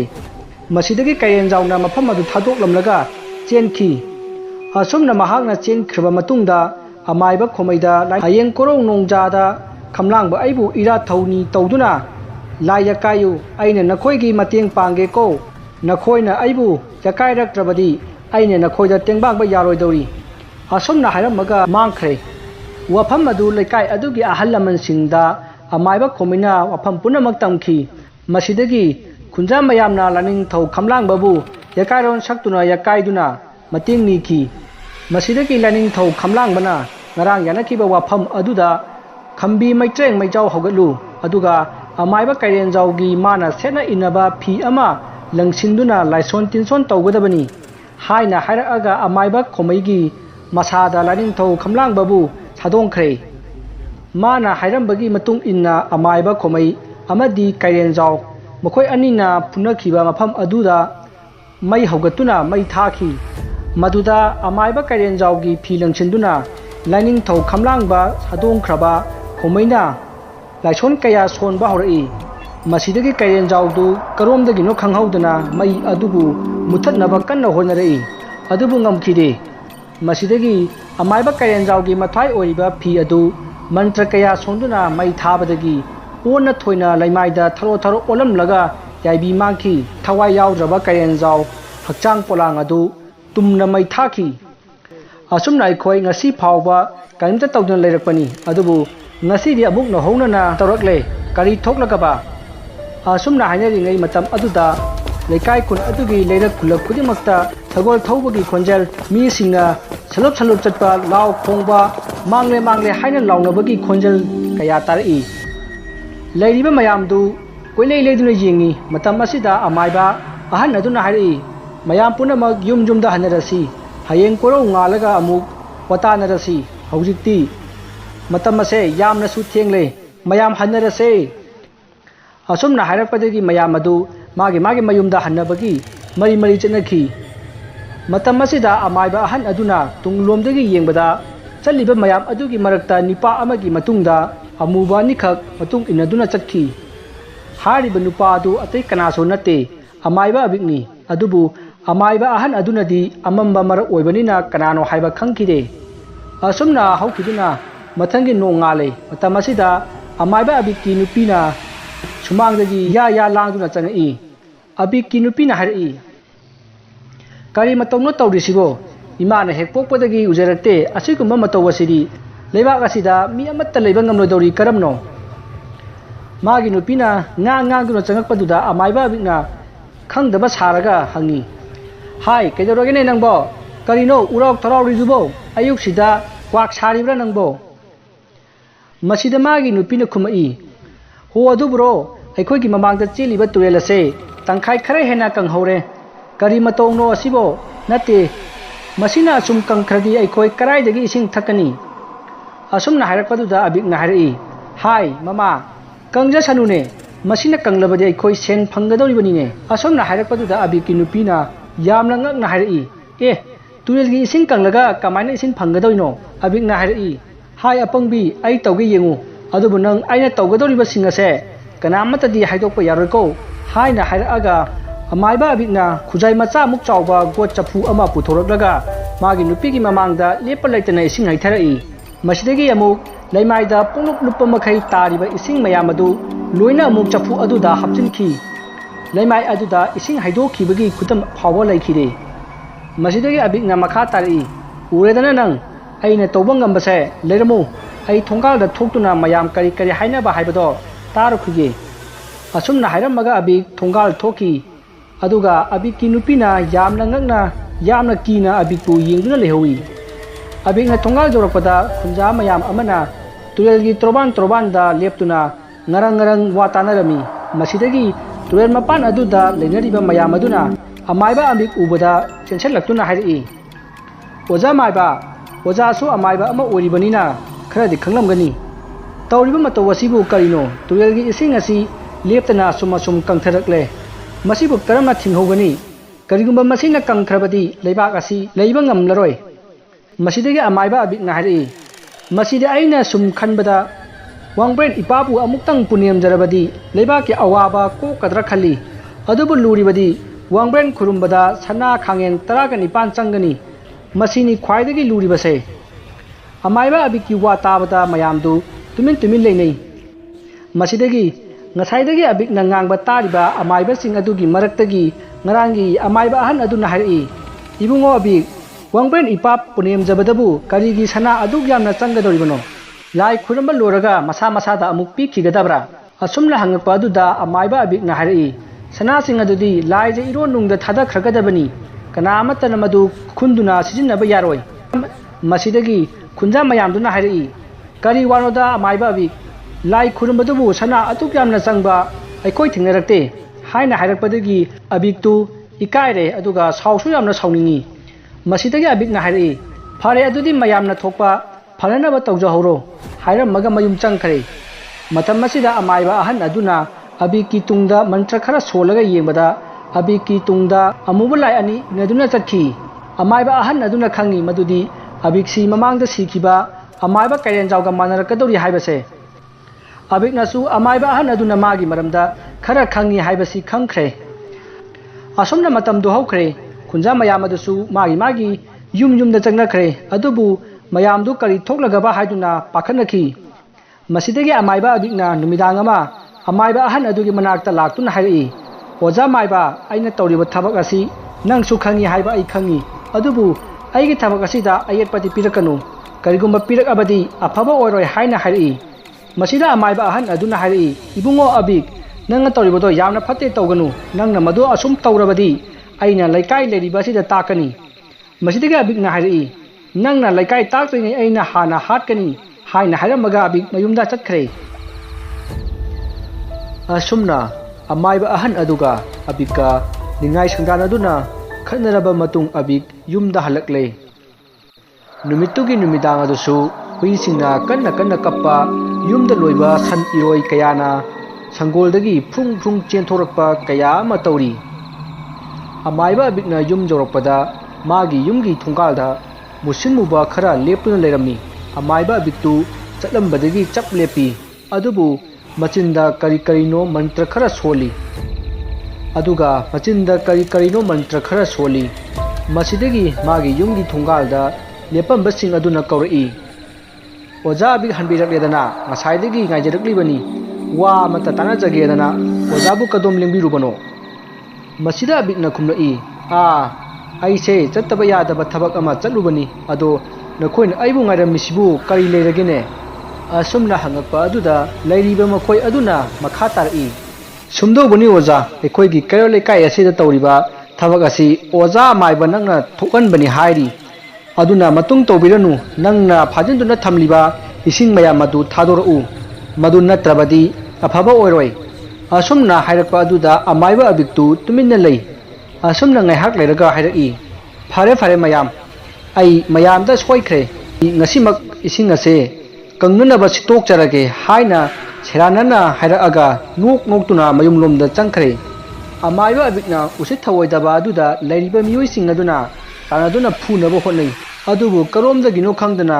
मखोइसिंग अदुगी ममाइदा कनागुम्बा खरना खुपाकना छेत छेत थाजलई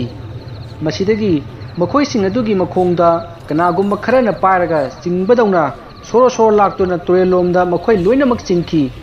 मखोइना कना कना लैगे अखोइबुमदा कनबियु हाइना लावी अदुबु कनामता थुंगरखिदे मखोइना लावरिबदु मी कनामतना ताखिदे मसिदगी मखोइसिंग अदुना ओजा माइबा अखोइ लांजरे ओजा अबि अखोइ लानखरे अखोइबु अमुक्ता कनबियु असुमना कन्ना हाइजबदगी अमाइबा अबिकना हाइरई फरे अदुदी नखोइना ngasi खंगलिबा वाफम असि कनाना तंबनो नखोइना करमना खंगबनो हारिबा वाहंग असिगी पाखुम हाना पियु नत्रबदी नखोइगी याइबी थवाय अदु अइना कल्लोय असुमना हाइरकपा अदुदा लैरिबा मयाम अदुना अमगा येंगनरगा ngaihak lei मसिदगी अमाइबा अबिकना मियोइसिंग अदुदा हाइरई नखोइबु अइना हाइबसि ताद्रबो असुमना हाइरकपा अदुदा लैरिबा मयामदुना अमगा येंगनरगा ngaihak lei मसिदगी अमाइबा अबिकना मियोइसिंग अदुदा हाइरई नखोइबु अइना हाइबसि ताद्रबा फरे फरे अदुदी असुमना हाइरअगा मचिंदा लैवा खरा सोनबदगी लैरिबा मयाम अदु तुरेलोमदा अमुकसु सोरो सोरो लाक्तुना चिंखी मसिदगी मयाम अदुना ओजा माइबा अखोइ हाइजरगे असुमना हाइरगा लैरिबा मखोइसिंग अदुगी मरक्तगी अमना हाइरई ओजाना ngасai सावरगा चटखिबा अदुदा नुंगाइत्रदुना वारी खरा सानाजगे हाइदना ओजागी नाक्ता अखोइ लाक्चबनी अदुबु ओजादी लैरमद्रे अदुदा ओजागी नुपीदा अखोइना ओइदबा वा अमा हाइखी मसिदा अबिकना हाइरई नखोइना अइगी नुपीदा करी ओइदबा वा हाइरिबा मसिदगी मखा तारई ओजा अमाइबा साउदी साउबिनुको अखोइना ओजागी नुपीदा ओजा अबिकतु खुनगी संजाबुंगदा अंगाव लैना नादुना लेहौरे अमाइबा सिंगना माना तौखिबा थबक सिंग अदु मागे नुपीदी खंगबनी मंगोंदा हंगु तोना लाक्चबनी यारगदी ओजा अमाइबना तौखिबा थबक अमता हाइबिबा हाइना हाइबदगी ओजागी नुपीना हाइरई होय नखोइना हाइदो यामना चुम्मी हंदक इसिंग कंसिलिसिसु माना तौरिबनी अदुगा लेकाई खुन असिदा तौरिबा सप्ता असिसु माना लेकाई खुन असिदा लैरिबा मयामसे मपान थोक्तनबनी मसि नत्तबा अतैदी अई खंद्रे हाइना हाइरई अदुदगी अखोइसु अदुम थोरकले थोंगालदा ओजागा थेंगनबदगी थौदोक असि थोक्लिबा असिनी अदुबु ओजा माइबा अखोइबु कनबिको असुमना हाइनरिङै लैरिबा मयाम अदुगी मरक्तगी अमना हाइरई आइदि हाइदोकनी हाइ अबिक नंगना तौरिबा थबकसे यामना फत्तबा थबकनी नसागी तखल्लिबा करिगिनो नुपा अदुना वा मखा तारक्त्रिङै नुपा अदुगी मचिंदु तप नपसिनख्रे अदुगा मखुत खुसासिंग अदु मसा मतोमता प्रेक प्रेक लाउना मथेक मथेक थेक्लई लैरिबा मयाम अदु नुपा अदुगी मतौ अदु उबदा कीबना लोइनरे मसिदगी इखंग खंगहौदना मुसिन मुबा बुट अनि थोरक्तुना नुपा अदुबु तुरेन लोमदा सोरो सोरो लाक्तुना चिंख्रे अदुगा अमुबा बुट अनि अदुना नुपा अदुबु इसिंगदा नमसिनदुना थमखी मसिदगी नुपा अदु इसिंग अदुदा बुरुंग बुरुंग कावबा याबा कावरमलगा तुमिना लैख्रे मसिदगी अमुबा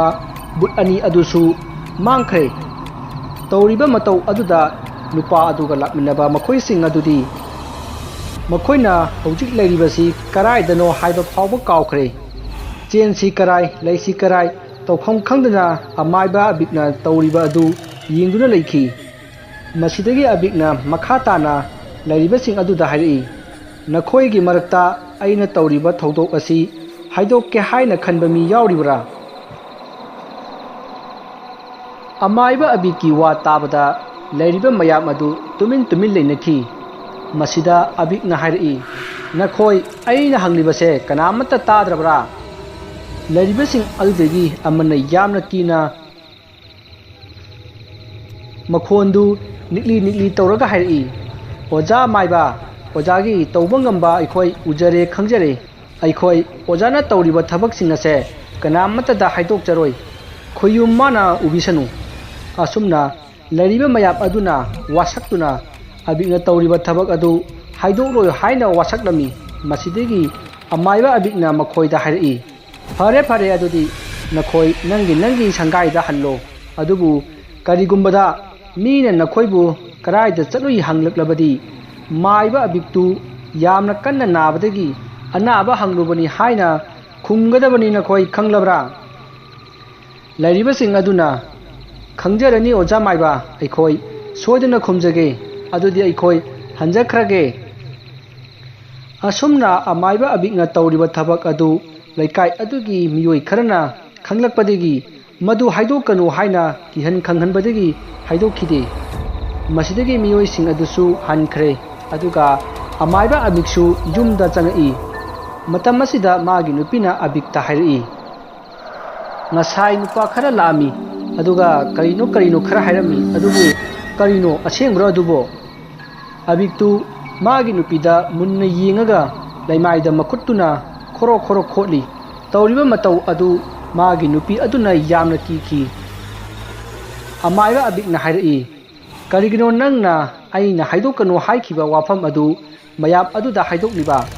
ꯀꯔꯤꯒꯤꯅꯣ? ꯅꯪꯁꯨ ꯑꯩꯒꯤ ꯃꯥꯌꯣꯛꯇ ꯂꯩꯔꯛꯂꯕꯗꯤ ꯑꯋꯥꯕ ꯇꯥꯒꯅꯤ ꯈꯪꯉꯨ꯫ ꯑꯁꯤ ꯍꯥꯏꯔꯝꯃꯒ ꯑꯃꯥꯏꯕ ꯑꯕꯤꯛꯇꯨ ꯃꯥꯒꯤ ꯐꯃꯨꯡꯗ ꯆꯪꯗꯨꯅ ꯍꯤꯞꯇꯨꯅ ꯂꯩꯈ꯭ꯔꯦ꯫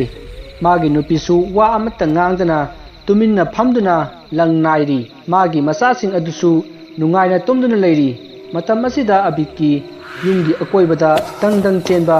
ꯅꯣꯛꯄ ꯈꯦꯕ ꯀꯌꯥꯒꯤ ꯈꯣꯟꯖꯦꯜ ꯇꯥꯔꯛꯏ꯫ ꯑꯕꯤꯛꯀꯤ ꯅꯨꯄꯤꯗꯨ ꯁ꯭ꯋꯥꯏ ꯂꯥꯎꯏ꯫ ꯃꯇꯝ ꯑꯁꯤꯗ ꯍꯨꯏꯁꯤꯡꯅ ꯀꯞꯄ ꯈꯣꯡꯕ ꯍꯧꯔꯛꯂꯦ꯫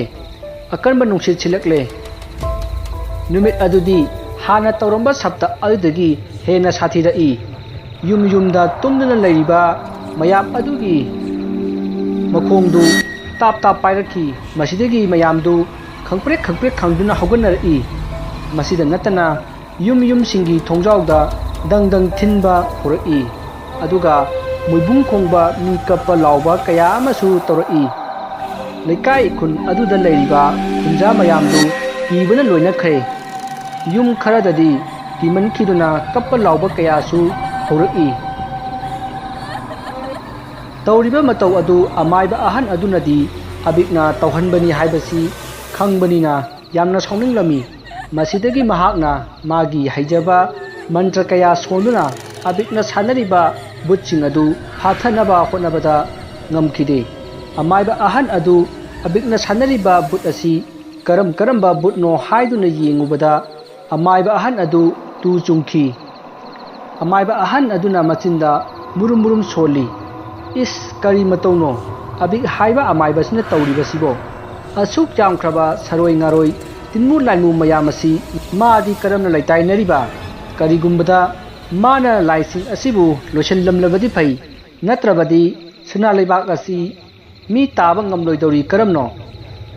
ꯑꯁꯨꯝꯅ ꯈꯜꯂꯤꯉꯩ ꯑꯃꯥꯏꯕ ꯑꯍꯟ ꯑꯗꯨꯒꯤ ꯊꯣꯡꯖꯥꯎ ꯑꯗꯨꯗ ꯗꯪ ꯗꯪ ꯊꯤꯜꯂꯛꯈꯤ꯫ ꯃꯁꯤꯗꯒꯤ ꯑꯃꯥꯏꯕ ꯑꯍꯟ ꯑꯗꯨꯅ ꯀꯔꯤꯃꯠꯇ ꯍꯣꯏꯅꯤ ꯃꯥꯏꯅꯤ ꯍꯥꯏꯗꯅ ꯇꯨꯃꯤꯟꯅ ꯂꯩꯈꯤ꯫ ꯃꯁꯤꯗꯒꯤ ꯑꯃꯨꯛꯀꯁꯨ ꯗꯪ ꯗꯪ ꯊꯤꯜꯂꯛꯈꯤ꯫ ꯃꯁꯤꯗ ꯑꯃꯥꯏꯕ ꯑꯍꯟ ꯑꯗꯨꯅ ꯍꯥꯏꯔꯛꯏ, ꯍꯥꯏ ꯑꯕꯤꯛꯀꯤ ꯕꯨꯠ, ꯀꯔꯤꯅꯣ ꯅꯪꯅ ꯄꯥꯝꯂꯤꯕꯁꯦ? ꯅꯪꯅ ꯑꯇꯩ ꯃꯐꯝꯗ ꯇꯧꯕꯗꯤ ꯇꯧꯔꯨꯆꯣ, ꯑꯩꯉꯣꯟꯗꯗꯤ ꯇꯧꯔꯛꯀꯅꯨ, ꯂꯝ ꯍꯦꯜꯂꯕꯗꯤ ꯑꯋꯥꯐꯝꯗ ꯇꯥꯒꯅꯤ ꯍꯥꯏꯅ ꯀꯟꯅ ꯂꯥꯎꯅ ꯍꯥꯏꯔꯛꯏ꯫ ꯃꯁꯤꯗꯒꯤ ꯊꯣꯡꯖꯥꯎꯗ ꯗꯪ ꯗꯪ ꯊꯤꯜꯂꯝꯕ ꯑꯗꯨ ꯇꯣꯛꯈ꯭ꯔꯦ꯫ ꯑꯃꯥꯏꯕ ꯑꯍꯟ ꯑꯗꯨꯅ ꯄ꯭ꯔꯞ ꯆꯦꯟꯊꯣꯛꯇꯨꯅ ꯊꯣꯡꯖꯥꯎ ꯑꯗꯨ ꯍꯥꯡꯉꯤ꯫ ꯃꯁꯤꯗꯒꯤ ꯃꯥꯒꯤ ꯁꯨꯃꯥꯡ ꯃꯇꯣꯟꯗ ꯃꯨꯁꯤꯟ ꯃꯨꯕ ꯋꯥꯡꯗ꯭ꯔꯤꯡ ꯋꯥꯡꯕ ꯑꯅꯤꯈꯛ ꯂꯦꯞꯇꯨꯅ ꯂꯩꯔꯝꯃꯤ꯫ मधु उबदा अमाइबा अहन अदुना अमुबा अनिदुगी मनाक्ता चंगसिल्ली अदुगा हायरई नखोइना अइगी युमदा लाकपबु करी हायनिंगी अबिकना करी पाखोन सिरकपगे असुमना हंगबदा अमुबा अनिदुना हायरई ताबियो अमाइबा अखोई अबिकी याथंग इन्नबा होनबदा यामना वारे तिन्मु लाइमु खुदिमक माना मथक मखा ओले मरम असिना माबु लोइसनबियु अखोई मतेंग पांगे ngasi ahi ngasi magi punsi sangdoknabagidamak lai oiba thauram ama tawgadori thauram adu thugai haudrabadi mari kanamatana ngamlaroi maram aduna lai khoiramba adu thugayu aikhoi chatle asumna hairamaga amuba ani adu abiki yumnomda paikhre masidagi amaiba ahan aduna maga punminnaba amaiba singi mayumda laktuna mathang haunare aduga अमाइबा अहन की युमदा वा तानरी अमाइबा अहन्ना बुट अनीदुना हाइरंबा वाफम अदु अमाइबा अतैदा तमखी मसिदगी अबिकी लाई खुरुंबा अदु काइनबगिदमक अमाइबा सिंग अदुना माना सानजबा लाई सिंग अदु कौथोकनरे अदुगा मखोइगी ममांगदा pull-up लेफनदुना अमाइबा अहन अदुना हाइरई ताबियु खोयुम पुनमक ngasi अमाइबा अबिकना तौगदौरिबा लाई खुरुंबगी थवोंग असि येखाई थिंगाइबा पीदुना मपुंग फाहनबिगनु करिगुंबा माना ngamduna lai khoirumba si mapung phakrabadi namu taibangmi aikhoi khantang wabata natana khoyum lai singbusu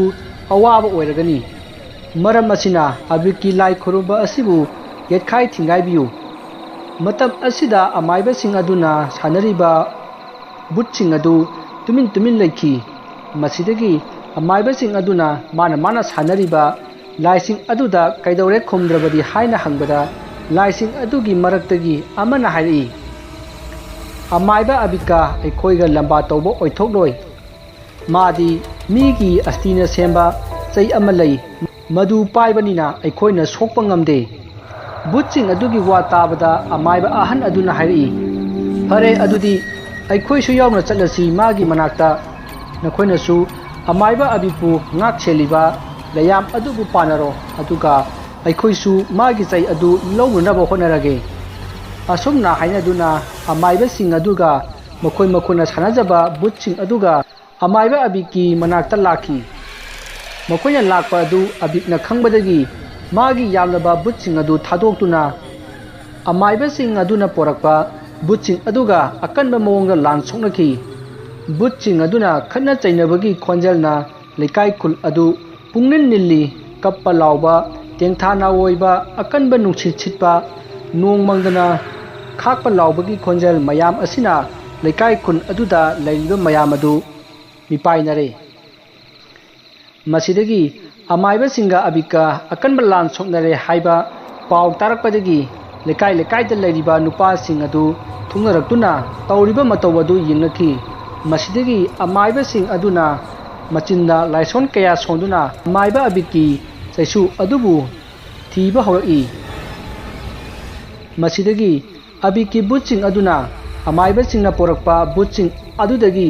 मपांग कनबा यामबा हेनबदगी मखोइना लनबाबदा वाबना लोइरे मतम असिदा अबिकी चैसुना लैरिबा अदोमदा अमाइबा सिंग अदुना चंगसिलकपदा अबिकतु फमदुना लैरमनी मसिदगी अमाइबा अहन अदुना अबिक ताहरी हाय अबिक नंगना तौरिबा थबक खुदिमक अखोइना खांगे नंगना तौरिबा थबक असि खुदक असिदा लेपु नत्रबदी अखोइना नंगबु याइबी लौरगनी असुमना हाइनरिङै अमाइबा सिंग अदुगी मरक्तगी अमना कन्ना चेंथोखरे अदुगा लेकाई खुन ताननबा लाउरई लेकाई असिदा लैरिबा मियाम पुनमकना नंगी युमदा लैबा यांगेल छुमचेतसिंग अदु मचेत छगायरगा नंगी युमगे चुथेक मरिदा युंगु अदुगा सुमांगा खोजु लेखाम थादुना मैखु कहलो खोजु लेखाम की मैखुना लेकाई खुन असिबु लेचिल थाबगु ममहल्लो असुमना लाउदुना चटलिङै करोमदगी नो खंहौदना अमाइबा अदुगी मनंगलदा कन्ना कौरखी मसिदा अमाइबा अदुना ओंथोक्तुना येंबदा मुसिनमुबा अनि लेपलमी मधु उबदा अमाइबदु खंप्रे खंगी मसिदगी माना सानबा लाइसिंग कौंगनबा मंत्र सोनबा हौरई माइबा अदुना मंत्र सोनबा होरकपदा अमाइबा अदुबु मखोंग पाइदुना कोइचिंग चिंखी अमाइबा अदु मसा पुंबा लेबाकता सिटपगी उनसा लोइना तत्तुना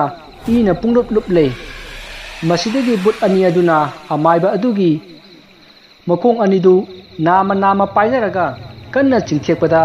माइबा अदु तंखाइ ताना सेगाइरगा याइबी मांगले अमाइबा अदुना सिरमदाइदा कन्ना लाउरंबगी खोंजल ताबदगी माना सानरंबा बुटसिंग अदु लानफम थादोक्तुना लाखी अमाइबा अदुना थवाइ याउदबा हक्चांग ओइना लेरंबा अदुदा अमाइबा अदुना सानरंबा बुटसिंग अदु मखोइबु लोसनबिरमदबगी यामना कपखी अजुमना बुटसिंग अदु कोइपाइ पाइदुना लैखरे असोमदना अमाइबा अहन अदुना अबिकपु फाननबा कन्ना तौरी अमाइबा अहन अदुना हाइबा वा अमता मनादा हापतना तुमिन्ना फमदुना लैथोई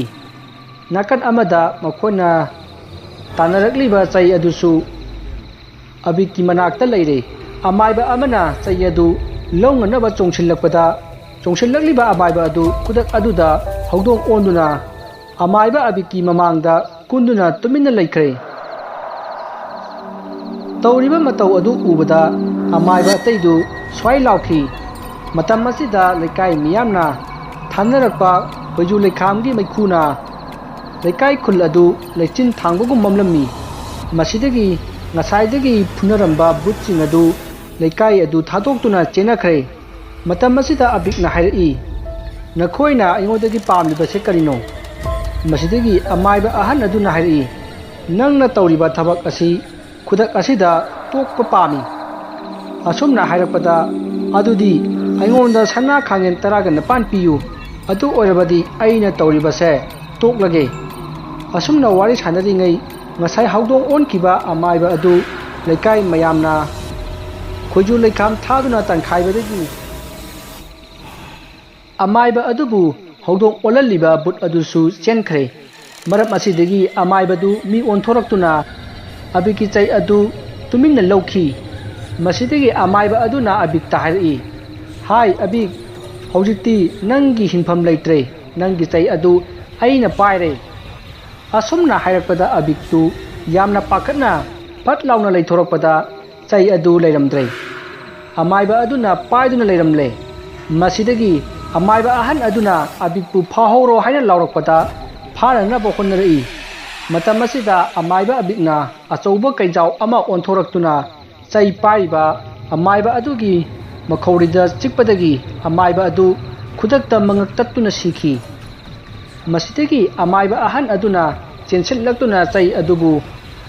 ताप लाउना खुल्लगा तुदिखी मसिदगी अमाइबा अबिकतु कन्ना लाउरगा मी अमु ओनथोरकले माइबा मयाम अदुना नमसिंदुना अमाइबा अबिकपु फारमी मसिदगी मपानदा पुथोरक्तुना मयामदा हाइरई हौजिक नोंगांजिङै अमाइबा अबिकपु मै थादुना हातोक्लसी हाइदुना अमाइबा अबिकपु लेकाइ मियामना तुरेल मपानदा पुरकले मतम असिदा अकनबा नुंसी सिटपा नोंग खाकपा लाउबा अंगांग कपा नुपीसिंगना तेंथाबा हुई हौदोंसिंगना ngंगबा असिदा चिंगबा खोंजेल कया अमा तारकले अतियादा मुसिन मुबा मीगी मौंग मानबा मयाम अमना कोइपाइ पाइरी मसिदगी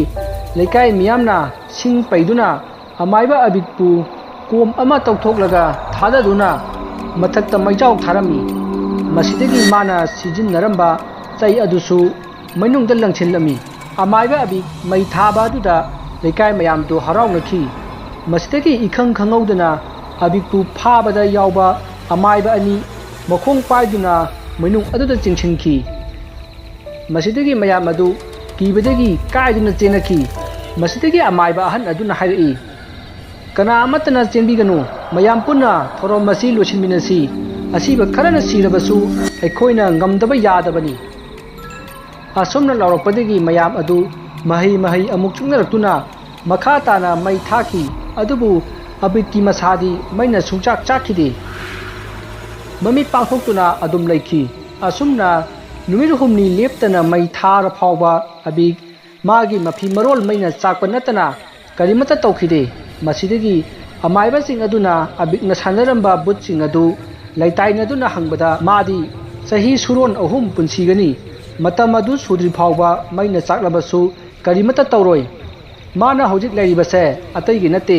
माना खोयुम लाई खर कौरी मधु हेक लाकपगा महाक हौगलक्तुना मयामबु ओटपा नैबा हौरक्लगनी मरम अदुना महाकपु ताइरेना साबा कु अमदा हाप्तुना फुम्मु अदुम तौरबदी लेबाक मयामना वानरिबसे कोक्लगनी अदुगा इसिंग मयेंग तारिबसिसु फखरगनी अदुबु सुरोन अहुम सी यौदुना माबु लौथोक्लबदी हानुगुमना ओटपा नैबा तौरकनी मरम असिना सुरोन अहुम यौद्रि फावा सुंगलौ लौथोक्पा यादे असुमना अबिकना सानरंबा बुचिंग अदुदगी वारम पुनमक खंगलबा मतुंगदा अबिकपु ताइरेना साबा कु अमदा हाप्तुना फुंखी मसिदगी लेकाय कुन अदुता तौरंबा सप्त्र सिंग अदु तौखिद्रे अदुबु अमाइबा फुंखिबा मफम अदु कनामतना चंगबा ngमखिदे करिगुंबा सोयबदगी चंगलुदुना लाइ ओकनरबदी लाइकनबा ngमदना सीखी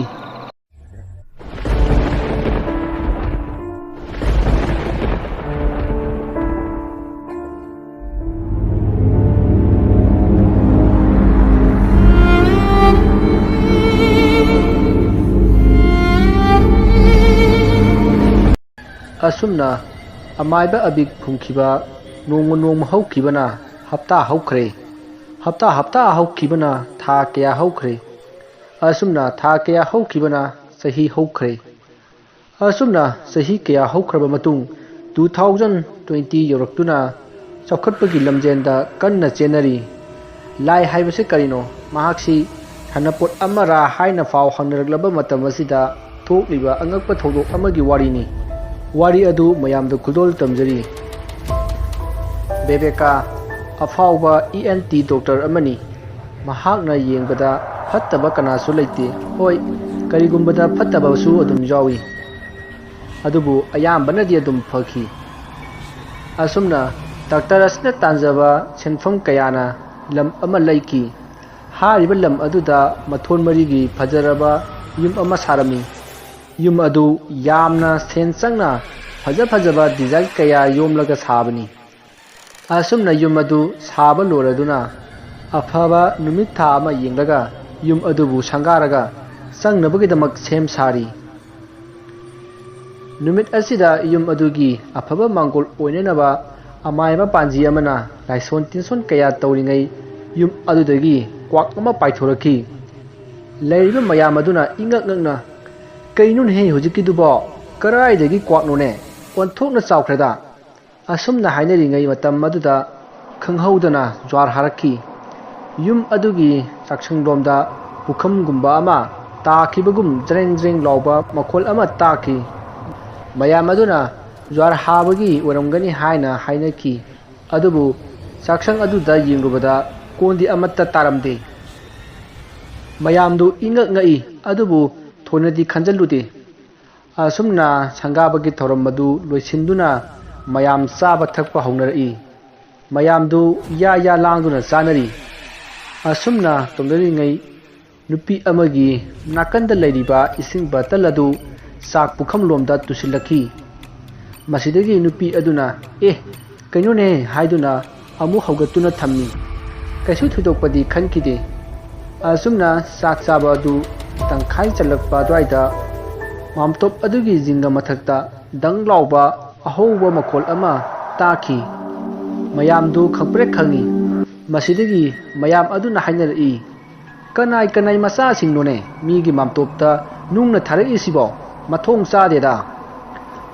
असुमना हाइनदुना मयाम अदु चाक चाबदु लोइसिंदुना मागी युमदा चटनखरे युम अदुबु संगाबिरिबा ब्राह्मण अदुना चटलमदाइदा हाइरमी इबुंगो डॉक्टर नंगी युम असी खरा चेक्सिलुहै युम असी फत्तबा तिमु लाइमु लैबगी ममी अमा ताई मरम अदुना अहैबा युम सारोन खंगबा येंगबा हैबा पांजी अमगा तानो असुमना हाइरमलगा ब्राह्मण अदु चटखरे मसिदगी डॉक्टर बेबेकाना खल्ली हौजिकी मतम मसिदबु कदाइदगी लाइनो ओरोय पारोयदबा वारिनी असुमना खंदुना अमाइबा पांजी अमत्ता कौखिदे असुमना था अमा हौखरे मसिदगी नोंग नुमिदांग अमा नोंग यामना कन्ना ताकी मसिदगी अहिंगी मतम जरोक्ले ꯃꯇꯝ ꯑꯁꯤꯗ ꯕꯦꯕꯦꯀꯥꯒꯤ ꯅꯨꯄꯤ ꯂꯩꯁꯅꯥꯒꯤ ꯃꯃꯪꯗ ꯌꯥꯝꯅ ꯀꯤꯕ ꯃꯁꯝ ꯌꯥꯝꯅ ꯁꯥꯡꯕ ꯃꯃꯤꯠ ꯂꯪꯇ꯭ꯔꯤꯛ ꯂꯪꯅ ꯄꯥꯡꯕ ꯃꯤꯁꯛ ꯑꯃ ꯎꯈꯤ꯫ ꯃꯁꯤꯗꯒꯤ ꯕꯦꯕꯦꯀꯥꯒꯤ ꯅꯨꯄꯤ ꯂꯩꯁꯅꯥ ꯑꯗꯨ ꯃꯤꯀꯞ ꯈꯪꯊꯣꯛ ꯊꯣꯛꯂꯛꯏ꯫ ꯃꯥꯅ ꯃꯤꯀꯞ ꯊꯣꯛꯂꯛꯄꯗ ꯆꯥꯛꯈꯨꯝꯗ ꯃꯤ ꯑꯃꯅ ꯃꯅꯥ ꯃꯁꯤꯡ ꯁꯣꯏꯕꯒꯤ ꯈꯣꯟꯖꯦꯜ ꯑꯃ ꯇꯥꯈꯤ꯫ ꯃꯁꯤꯗꯒꯤ ꯂꯩꯁꯅꯥꯅ ꯀꯅꯥ ꯑꯣꯏꯔꯖꯥꯠꯅꯣ ꯈꯟꯗꯨꯅ ꯆꯥꯛꯈꯨꯝ ꯂꯣꯝꯗ ꯇꯞꯅ ꯇꯞꯅ ꯆꯪꯉꯛꯏ꯫ ꯑꯁꯨꯝꯅ ꯂꯩꯁꯅꯥꯅ ꯆꯥꯛꯈꯨꯝ ꯌꯧꯔꯛꯄꯗ ꯃꯁꯝ ꯁꯥꯡꯕ ꯃꯨꯁꯤꯟ ꯃꯨꯕ ꯅꯨꯄꯥ ꯑꯃꯅ ꯊꯥꯡ ꯑꯃ ꯄꯥꯏꯔꯒ ꯃꯤꯒꯤ ꯃꯈꯨꯠ ꯑꯃ ꯃꯀꯛ ꯃꯀꯛ ꯀꯛꯂꯝꯕ ꯑꯗꯨ ꯎꯕꯗ ꯀꯟꯅ ꯂꯥꯎꯔꯒ ꯃꯥꯒꯤ ꯇꯨꯝꯐꯝ ꯀꯥꯗ ꯆꯦꯟꯁꯤꯜꯂꯛꯏ꯫ ꯃꯁꯤꯗꯒꯤ ꯕꯦꯕꯦꯀꯥꯗꯨ ꯃꯤꯀꯞ ꯊꯣꯛꯂꯛꯇꯨꯅ ꯂꯩꯁꯅꯥꯅ ꯂꯩꯔꯤꯕ ꯑꯗꯣꯝꯗ ꯆꯦꯟꯁꯤꯜꯂꯛꯏ꯫ ꯂꯩꯁꯅꯥꯗꯨ ꯀꯤꯅ ꯀꯤꯅ ꯆꯦꯜꯂꯛꯄꯗ ꯃꯥꯒꯤ ꯀꯥ ꯌꯧꯔꯝꯗꯥꯏꯗ ꯎꯄ꯭ꯔꯥꯡ ꯎꯞꯁꯤꯟꯗꯨꯅ ꯇꯨꯈꯤ꯫ ꯕꯦꯕꯦꯀꯥꯁꯨ ꯆꯦꯟꯁꯤꯜꯂꯛꯇꯨꯅ ꯂꯩꯁꯅꯥꯕꯨ ꯍꯧꯒꯠꯂꯤ꯫ ꯃꯁꯤꯗ ꯕꯦꯕꯦꯀꯥꯅ ꯂꯩꯁꯅꯥꯗ ꯍꯪꯉꯤ, ꯀꯩꯗꯧꯔꯦ? ꯍꯥ? ꯀꯩꯅꯣ ꯅꯪꯅ ꯀꯟꯅ ꯂꯥꯎꯔꯒ ꯆꯦꯜꯂꯛꯏꯗꯨꯕꯣ? ꯀꯩꯗꯧꯕ ꯌꯥꯎꯔꯒꯦꯕ? ꯃꯁꯤꯗꯒꯤ ꯂꯩꯁꯅꯥꯅ ꯍꯥꯏꯔꯛꯏ, ꯗꯥ, ꯍꯧꯖꯤꯛ ꯆꯥꯛꯈꯨꯝꯗ ꯕꯨꯠ ꯑꯃꯅ ꯏꯟꯖꯥꯡ ꯁꯦꯝꯃꯒ ꯂꯩꯍꯧꯔꯦ꯫ ꯃꯗꯨ ꯎꯕꯗꯒꯤ ꯑꯩ ꯀꯤꯃꯟꯗꯨꯅ ꯂꯥꯎꯔꯒ ꯆꯦꯜꯂꯛꯄꯅꯤ꯫ ꯂꯩꯁꯅꯥꯒꯤ ꯋꯥ ꯇꯥꯕꯗ ꯕꯦꯕꯦꯀꯥꯅ ꯅꯣꯛꯑꯒ ꯍꯥꯏꯔꯛꯏ, ꯀꯔꯥꯏꯗꯒꯤ ꯋꯥꯅꯣꯅꯦ ꯃꯃꯥ? ꯍꯧꯖꯤꯛꯄꯨ ꯀꯔꯥꯏꯗꯒꯤ ꯂꯥꯏꯅꯣꯅꯦ? ꯅꯪ ꯋꯥꯈꯜꯅ ꯑꯣꯏꯔꯝꯒꯅꯤꯗ꯫ ꯃꯁꯤꯗꯒꯤ ꯂꯩꯁꯅꯥꯅ, ꯗꯥ, ꯊꯥꯖꯗ꯭ꯔꯒ ꯆꯥꯛꯁꯪꯗ ꯆꯪꯉꯒ ꯌꯦꯡꯕꯤꯔꯨꯆꯣ, ꯂꯩꯍꯧꯔꯤꯕꯅꯤ꯫ ꯑꯁꯨꯝꯅ ꯍꯥꯏꯔꯛꯄꯗꯒꯤ ꯕꯦꯕꯦꯀꯥꯅ ꯆꯥꯛꯈꯨꯝ ꯆꯪꯗꯨꯅ ꯌꯦꯡꯈꯤ, ꯑꯗꯨꯕꯨ ꯀꯔꯤꯃꯠꯇ ꯇꯧꯔꯝꯗꯦ꯫ ꯕꯦꯕꯦꯀꯥꯅ ꯃꯥꯒꯤ ꯅꯨꯄꯤ ꯂꯩꯁꯅꯥꯗ ꯀꯔꯤꯝꯇ ꯇꯧꯍꯧꯗꯦ ꯍꯥꯏꯅ ꯍꯥꯏꯕꯗꯒꯤ ꯃꯈꯣꯏ ꯐꯃꯨꯡ ꯆꯪꯂꯛꯂꯦ꯫ ꯑꯁꯨꯝꯅ ꯃꯈꯣꯏ ꯐꯃꯨꯡꯗ ꯇꯨꯝꯊꯕ ꯍꯦꯛ ꯍꯧꯔꯛꯄꯗ ꯁꯨꯃꯥꯡꯂꯣꯝꯗ ꯃꯤ ꯐꯨꯅ ꯆꯩꯅꯕꯒꯤ ꯈꯣꯟꯖꯦꯜ ꯇꯥꯈꯤ꯫ ꯕꯦꯕꯦꯀꯥꯅ, ꯀꯅꯥ ꯀꯅꯥꯅꯣꯅꯦ ꯑꯩꯒꯤ ꯁꯨꯃꯥꯡꯗ ꯐꯨꯅꯔꯤꯁꯤꯕꯣ? ꯍꯥꯏꯗꯨꯅ ꯆꯦꯟꯊꯣꯔꯛꯏ, ꯑꯗꯨꯕꯨ ꯀꯅꯥꯃꯠꯇ ꯂꯩꯔꯝꯗ꯭ꯔꯦ꯫ ꯃꯁꯤꯗꯒꯤ ꯂꯩꯁꯅꯥꯅ ꯆꯪꯁꯤꯜꯂꯛꯑꯣ ꯍꯥꯏꯗꯨꯅ ꯏꯃꯨꯡ ꯆꯪꯉꯛꯏ꯫ ꯃꯇꯝ ꯑꯁꯤꯗ ꯌꯨꯝ ꯑꯗꯨꯒꯤ ꯃꯊꯛꯀꯤ ꯐ꯭ꯂꯣꯔꯗꯒꯤ ꯃꯤ ꯑꯃ ꯍꯥꯊꯨ ꯍꯥꯊꯨ ꯀꯨꯝꯊꯔꯛꯏ꯫ ꯕꯦꯕꯦꯀꯥ ꯑꯃꯗꯤ ꯂꯩꯁꯅꯥꯗꯨ ꯃꯊꯛꯀꯤ ꯐ꯭ꯂꯣꯔꯗ ꯌꯦꯡꯈꯠꯇꯨꯅ ꯀꯨꯝꯊꯔꯛꯂꯤꯕ ꯃꯤ ꯑꯗꯨ ꯀꯅꯥꯅꯣ ꯍꯥꯏꯅ ꯌꯦꯡꯉꯤ, ꯑꯗꯨꯕꯨ ꯀꯨꯝꯊꯔꯛꯄꯒꯤ ꯈꯣꯟꯖꯦꯜ ꯇꯃꯛ ꯇꯥꯏ, ꯌꯧꯕꯗꯤ ꯁꯨꯛꯌꯧ ꯌꯧꯔꯛꯇꯦ꯫ ꯕꯦꯕꯦꯀꯥꯅ, ꯍꯥꯏ, ꯀꯅꯥꯅꯣ ꯃꯊꯛꯇ ꯂꯩꯔꯤꯗꯣ? ꯍꯥꯏꯅ ꯍꯪꯕꯗ ꯀꯅꯥꯃꯠꯇ ꯈꯨꯝꯂꯛꯇꯦ, ꯑꯗꯨꯒ ꯈꯣꯟꯖꯦꯜ ꯑꯗꯨꯁꯨ ꯇꯨꯃꯤꯟꯅ ꯂꯩꯈ꯭ꯔꯦ꯫ ꯃꯁꯤꯗꯒꯤ ꯃꯅꯤꯡꯂꯣꯝꯗ ꯃꯤ ꯑꯃꯅ ꯏꯁꯩ ꯁꯛꯄꯒꯤ ꯈꯣꯟꯖꯦꯜ ꯑꯃ ꯇꯥꯈꯤ꯫ ꯕꯦꯕꯦꯀꯥ ꯑꯁꯨꯝ ꯀꯤꯁꯤꯜꯂꯛꯏ, ꯑꯗꯨꯒ ꯁꯥꯎꯁꯨ ꯌꯥꯝꯅ ꯁꯥꯎꯅꯤꯡꯉꯤ꯫ ꯃꯁꯤꯗꯒꯤ ꯃꯥꯒꯤ ꯂꯥꯏꯁꯦꯟꯁ ꯒꯟ ꯑꯗꯨ ꯂꯧꯊꯣꯛꯂꯒ ꯃꯅꯤꯡꯂꯣꯝꯗ ꯆꯦꯟꯊꯣꯛꯇꯨꯅ ꯀꯅꯥꯅꯣ ꯍꯥꯏꯅ ꯌꯦꯡꯉꯤ꯫ ꯀꯅꯥꯃꯠꯇ ꯂꯩꯔꯝꯗꯦ, ꯑꯗꯨꯕꯨ ꯃꯥꯒꯤ ꯃꯃꯥꯡꯗ ꯍꯧꯗꯣꯡ ꯑꯃꯗꯤ ꯑꯁꯨꯝ ꯆꯠꯈꯤ꯫ ꯕꯦꯕꯦꯀꯥꯅ ꯇꯥꯔꯤꯕ ꯏꯁꯩ ꯑꯗꯨꯁꯨ ꯍꯧꯗꯣꯡ ꯑꯗꯨꯅ ꯆꯠꯈꯤꯕ ꯃꯥꯏꯀꯩ ꯑꯗꯣꯝꯗ ꯑꯁꯨꯝ ꯁꯛꯏ꯫ ꯕꯦꯕꯦꯀꯥꯒꯤ ꯃꯇꯨꯡꯗ ꯂꯦꯞꯂꯤꯕ ꯂꯩꯁꯅꯥꯅ, ꯆꯪꯉꯁꯤ, ꯉꯁꯤꯗꯤ ꯃꯑꯣꯡ ꯑꯃꯅꯤ ꯍꯥꯏꯗꯨꯅ ꯍꯥꯏꯔꯛꯄꯗꯒꯤ ꯕꯦꯕꯦꯀꯥꯅ ꯍꯣꯏ ꯍꯥꯏꯔꯒ ꯃꯥꯅ ꯄꯥꯏꯔꯤꯕ ꯒꯟ ꯑꯗꯨ ꯃꯊꯛꯇ ꯃꯔꯨ ꯑꯃ ꯀꯥꯞꯈꯠꯂꯤ꯫ ꯃꯁꯤꯗꯒꯤ ꯍꯧꯗꯣꯡ ꯑꯗꯣ ꯆꯞ ꯂꯦꯞꯄꯤ, ꯑꯗꯨꯒ ꯃꯃꯥꯏ ꯑꯗꯨ ꯕꯦꯕꯦꯀꯥ ꯑꯃꯗꯤ ꯂꯩꯁꯅꯥ ꯃꯈꯣꯏ ꯑꯅꯤꯔꯣꯝꯗ ꯂꯩꯁꯤꯜꯂꯛꯏ꯫ ꯃꯇꯝ ꯑꯗꯨꯗ ꯍꯧꯗꯣꯡ ꯑꯗꯨꯒꯤ ꯃꯃꯥꯏ ꯑꯗꯨ ꯍꯨꯏꯒꯤ ꯃꯃꯥꯏ ꯑꯣꯏꯅ ꯄꯥꯜꯂꯝꯃꯤ, ꯑꯗꯨꯒ ꯃꯃꯤꯠ ꯑꯗꯨꯁꯨ ꯉꯪꯁꯪ ꯉꯥꯡꯉꯤ꯫ ꯃꯗꯨ ꯎꯔꯨꯕꯗꯒꯤ ꯕꯦꯕꯦꯀꯥ ꯑꯃꯗꯤ ꯂꯩꯁꯅꯥ ꯏꯃꯨꯡꯗ ꯄꯔꯞ ꯆꯦꯟꯁꯤꯜꯂꯛꯈꯤ꯫ ꯃꯁꯤꯗꯒꯤ ꯃꯈꯣꯏ ꯑꯅꯤ ꯐꯃꯨꯡꯗ ꯇꯨꯃꯤꯟ ꯂꯩꯈꯤ꯫ ꯌꯨꯝ ꯑꯗꯨꯒꯤ ꯑꯀꯣꯏꯕꯗꯨ ꯃꯤ ꯀꯞꯄ ꯂꯥꯎꯕ ꯀꯌꯥꯒꯤ ꯈꯣꯟꯖꯦꯜ ꯇꯥꯈꯤ, ꯑꯗꯨꯕꯨ ꯕꯦꯕꯦꯀꯥ ꯑꯃꯗꯤ ꯂꯩꯁꯅꯥ ꯐꯃꯨꯡꯗ ꯇꯨꯃꯤꯟ ꯐꯝꯗꯨꯅ ꯅꯣꯡ ꯉꯥꯟꯕ ꯉꯥꯏꯈꯤ꯫ ꯑꯁꯨꯝꯅ ꯅꯣꯡ ꯉꯥꯜꯂꯛꯂꯦ꯫ ꯃꯁꯤꯗꯒꯤ ꯕꯦꯕꯦꯀꯥ ꯑꯃꯗꯤ ꯂꯩꯁꯅꯥ ꯌꯨꯝ ꯑꯗꯨꯗꯒꯤ ꯊꯣꯔꯛꯇꯨꯅ ꯃꯈꯣꯏꯅ ꯍꯥꯟꯅ ꯂꯩꯔꯝꯕ ꯕꯦꯕꯦꯀꯥꯒꯤ ꯌꯨꯝ ꯑꯗꯨꯗ ꯂꯥꯛꯈꯤ꯫ ꯃꯁꯤꯗꯒꯤ ꯕꯦꯕꯦꯀꯥꯅ ꯑꯃꯥꯏꯕ ꯑꯃ ꯇꯥꯟꯅꯈꯤ꯫ ꯃꯁꯤꯗꯒꯤ ꯑꯃꯥꯏꯕ ꯑꯗꯨꯅ ꯌꯨꯝ ꯑꯗꯨꯒꯤ ꯃꯔꯝꯗ ꯌꯦꯡꯕꯗ ꯄꯨꯝꯅꯃꯛ ꯈꯪꯂꯦ꯫ ꯃꯥꯏꯕ ꯑꯗꯨꯅ ꯕꯦꯕꯦꯀꯥꯗ ꯍꯥꯏꯔꯛꯏ, ꯏꯕꯨꯡꯉꯣ, ꯅꯈꯣꯏ ꯌꯨꯝ ꯑꯁꯤꯗ ꯂꯩꯕ ꯌꯥꯔꯔꯣꯏ꯫ ꯀꯔꯤꯒꯨꯝꯕ ꯅꯈꯣꯏꯅ ꯂꯩꯁꯤꯜꯂꯨꯔꯕꯗꯤ ꯃꯤꯁꯤ ꯃꯤꯅꯥꯏ ꯌꯥꯎꯒꯅꯤ꯫ ꯃꯐꯝꯁꯤ ꯌꯥꯝꯅ ꯂꯨꯕ ꯂꯥꯏꯐꯝꯅꯤꯅꯦ꯫ ꯃꯃꯥꯡꯉꯩꯗ ꯌꯥꯝꯅ ꯁꯥꯊꯤꯕ ꯑꯃꯥꯏꯕ ꯑꯃ ꯐꯨꯝꯈꯤꯕ ꯃꯐꯝꯅꯤꯅꯦ, ꯑꯗꯨꯕु ꯃꯇꯝ ꯈꯔ ꯂꯩꯔꯗꯤ ꯃꯍꯨ ꯃꯌꯥꯏ ꯆꯝꯈ꯭ꯔꯅꯤ꯫ ꯑꯗꯨꯅ नखोई चही 10 मुक्ति लेरुरनु अदुगी मतुंगदगिदी लाई खुरुमजरगा लेबदा करिसु तौररोय। असोमना हायरकपदगी युम अदुदा चही 10 लेतब ताखी। असुमना चही 10 हौखरबा मतुंगदगिदी lai tin khurumjaduna yum aduda laiki asumna yum aduda nungai yaifana karisu tawduna laikre wari asi matang asida loisaljare wari asida soikiba lankiba kaya yawrabasu tabiriba singa pukchal chauna ngakpigani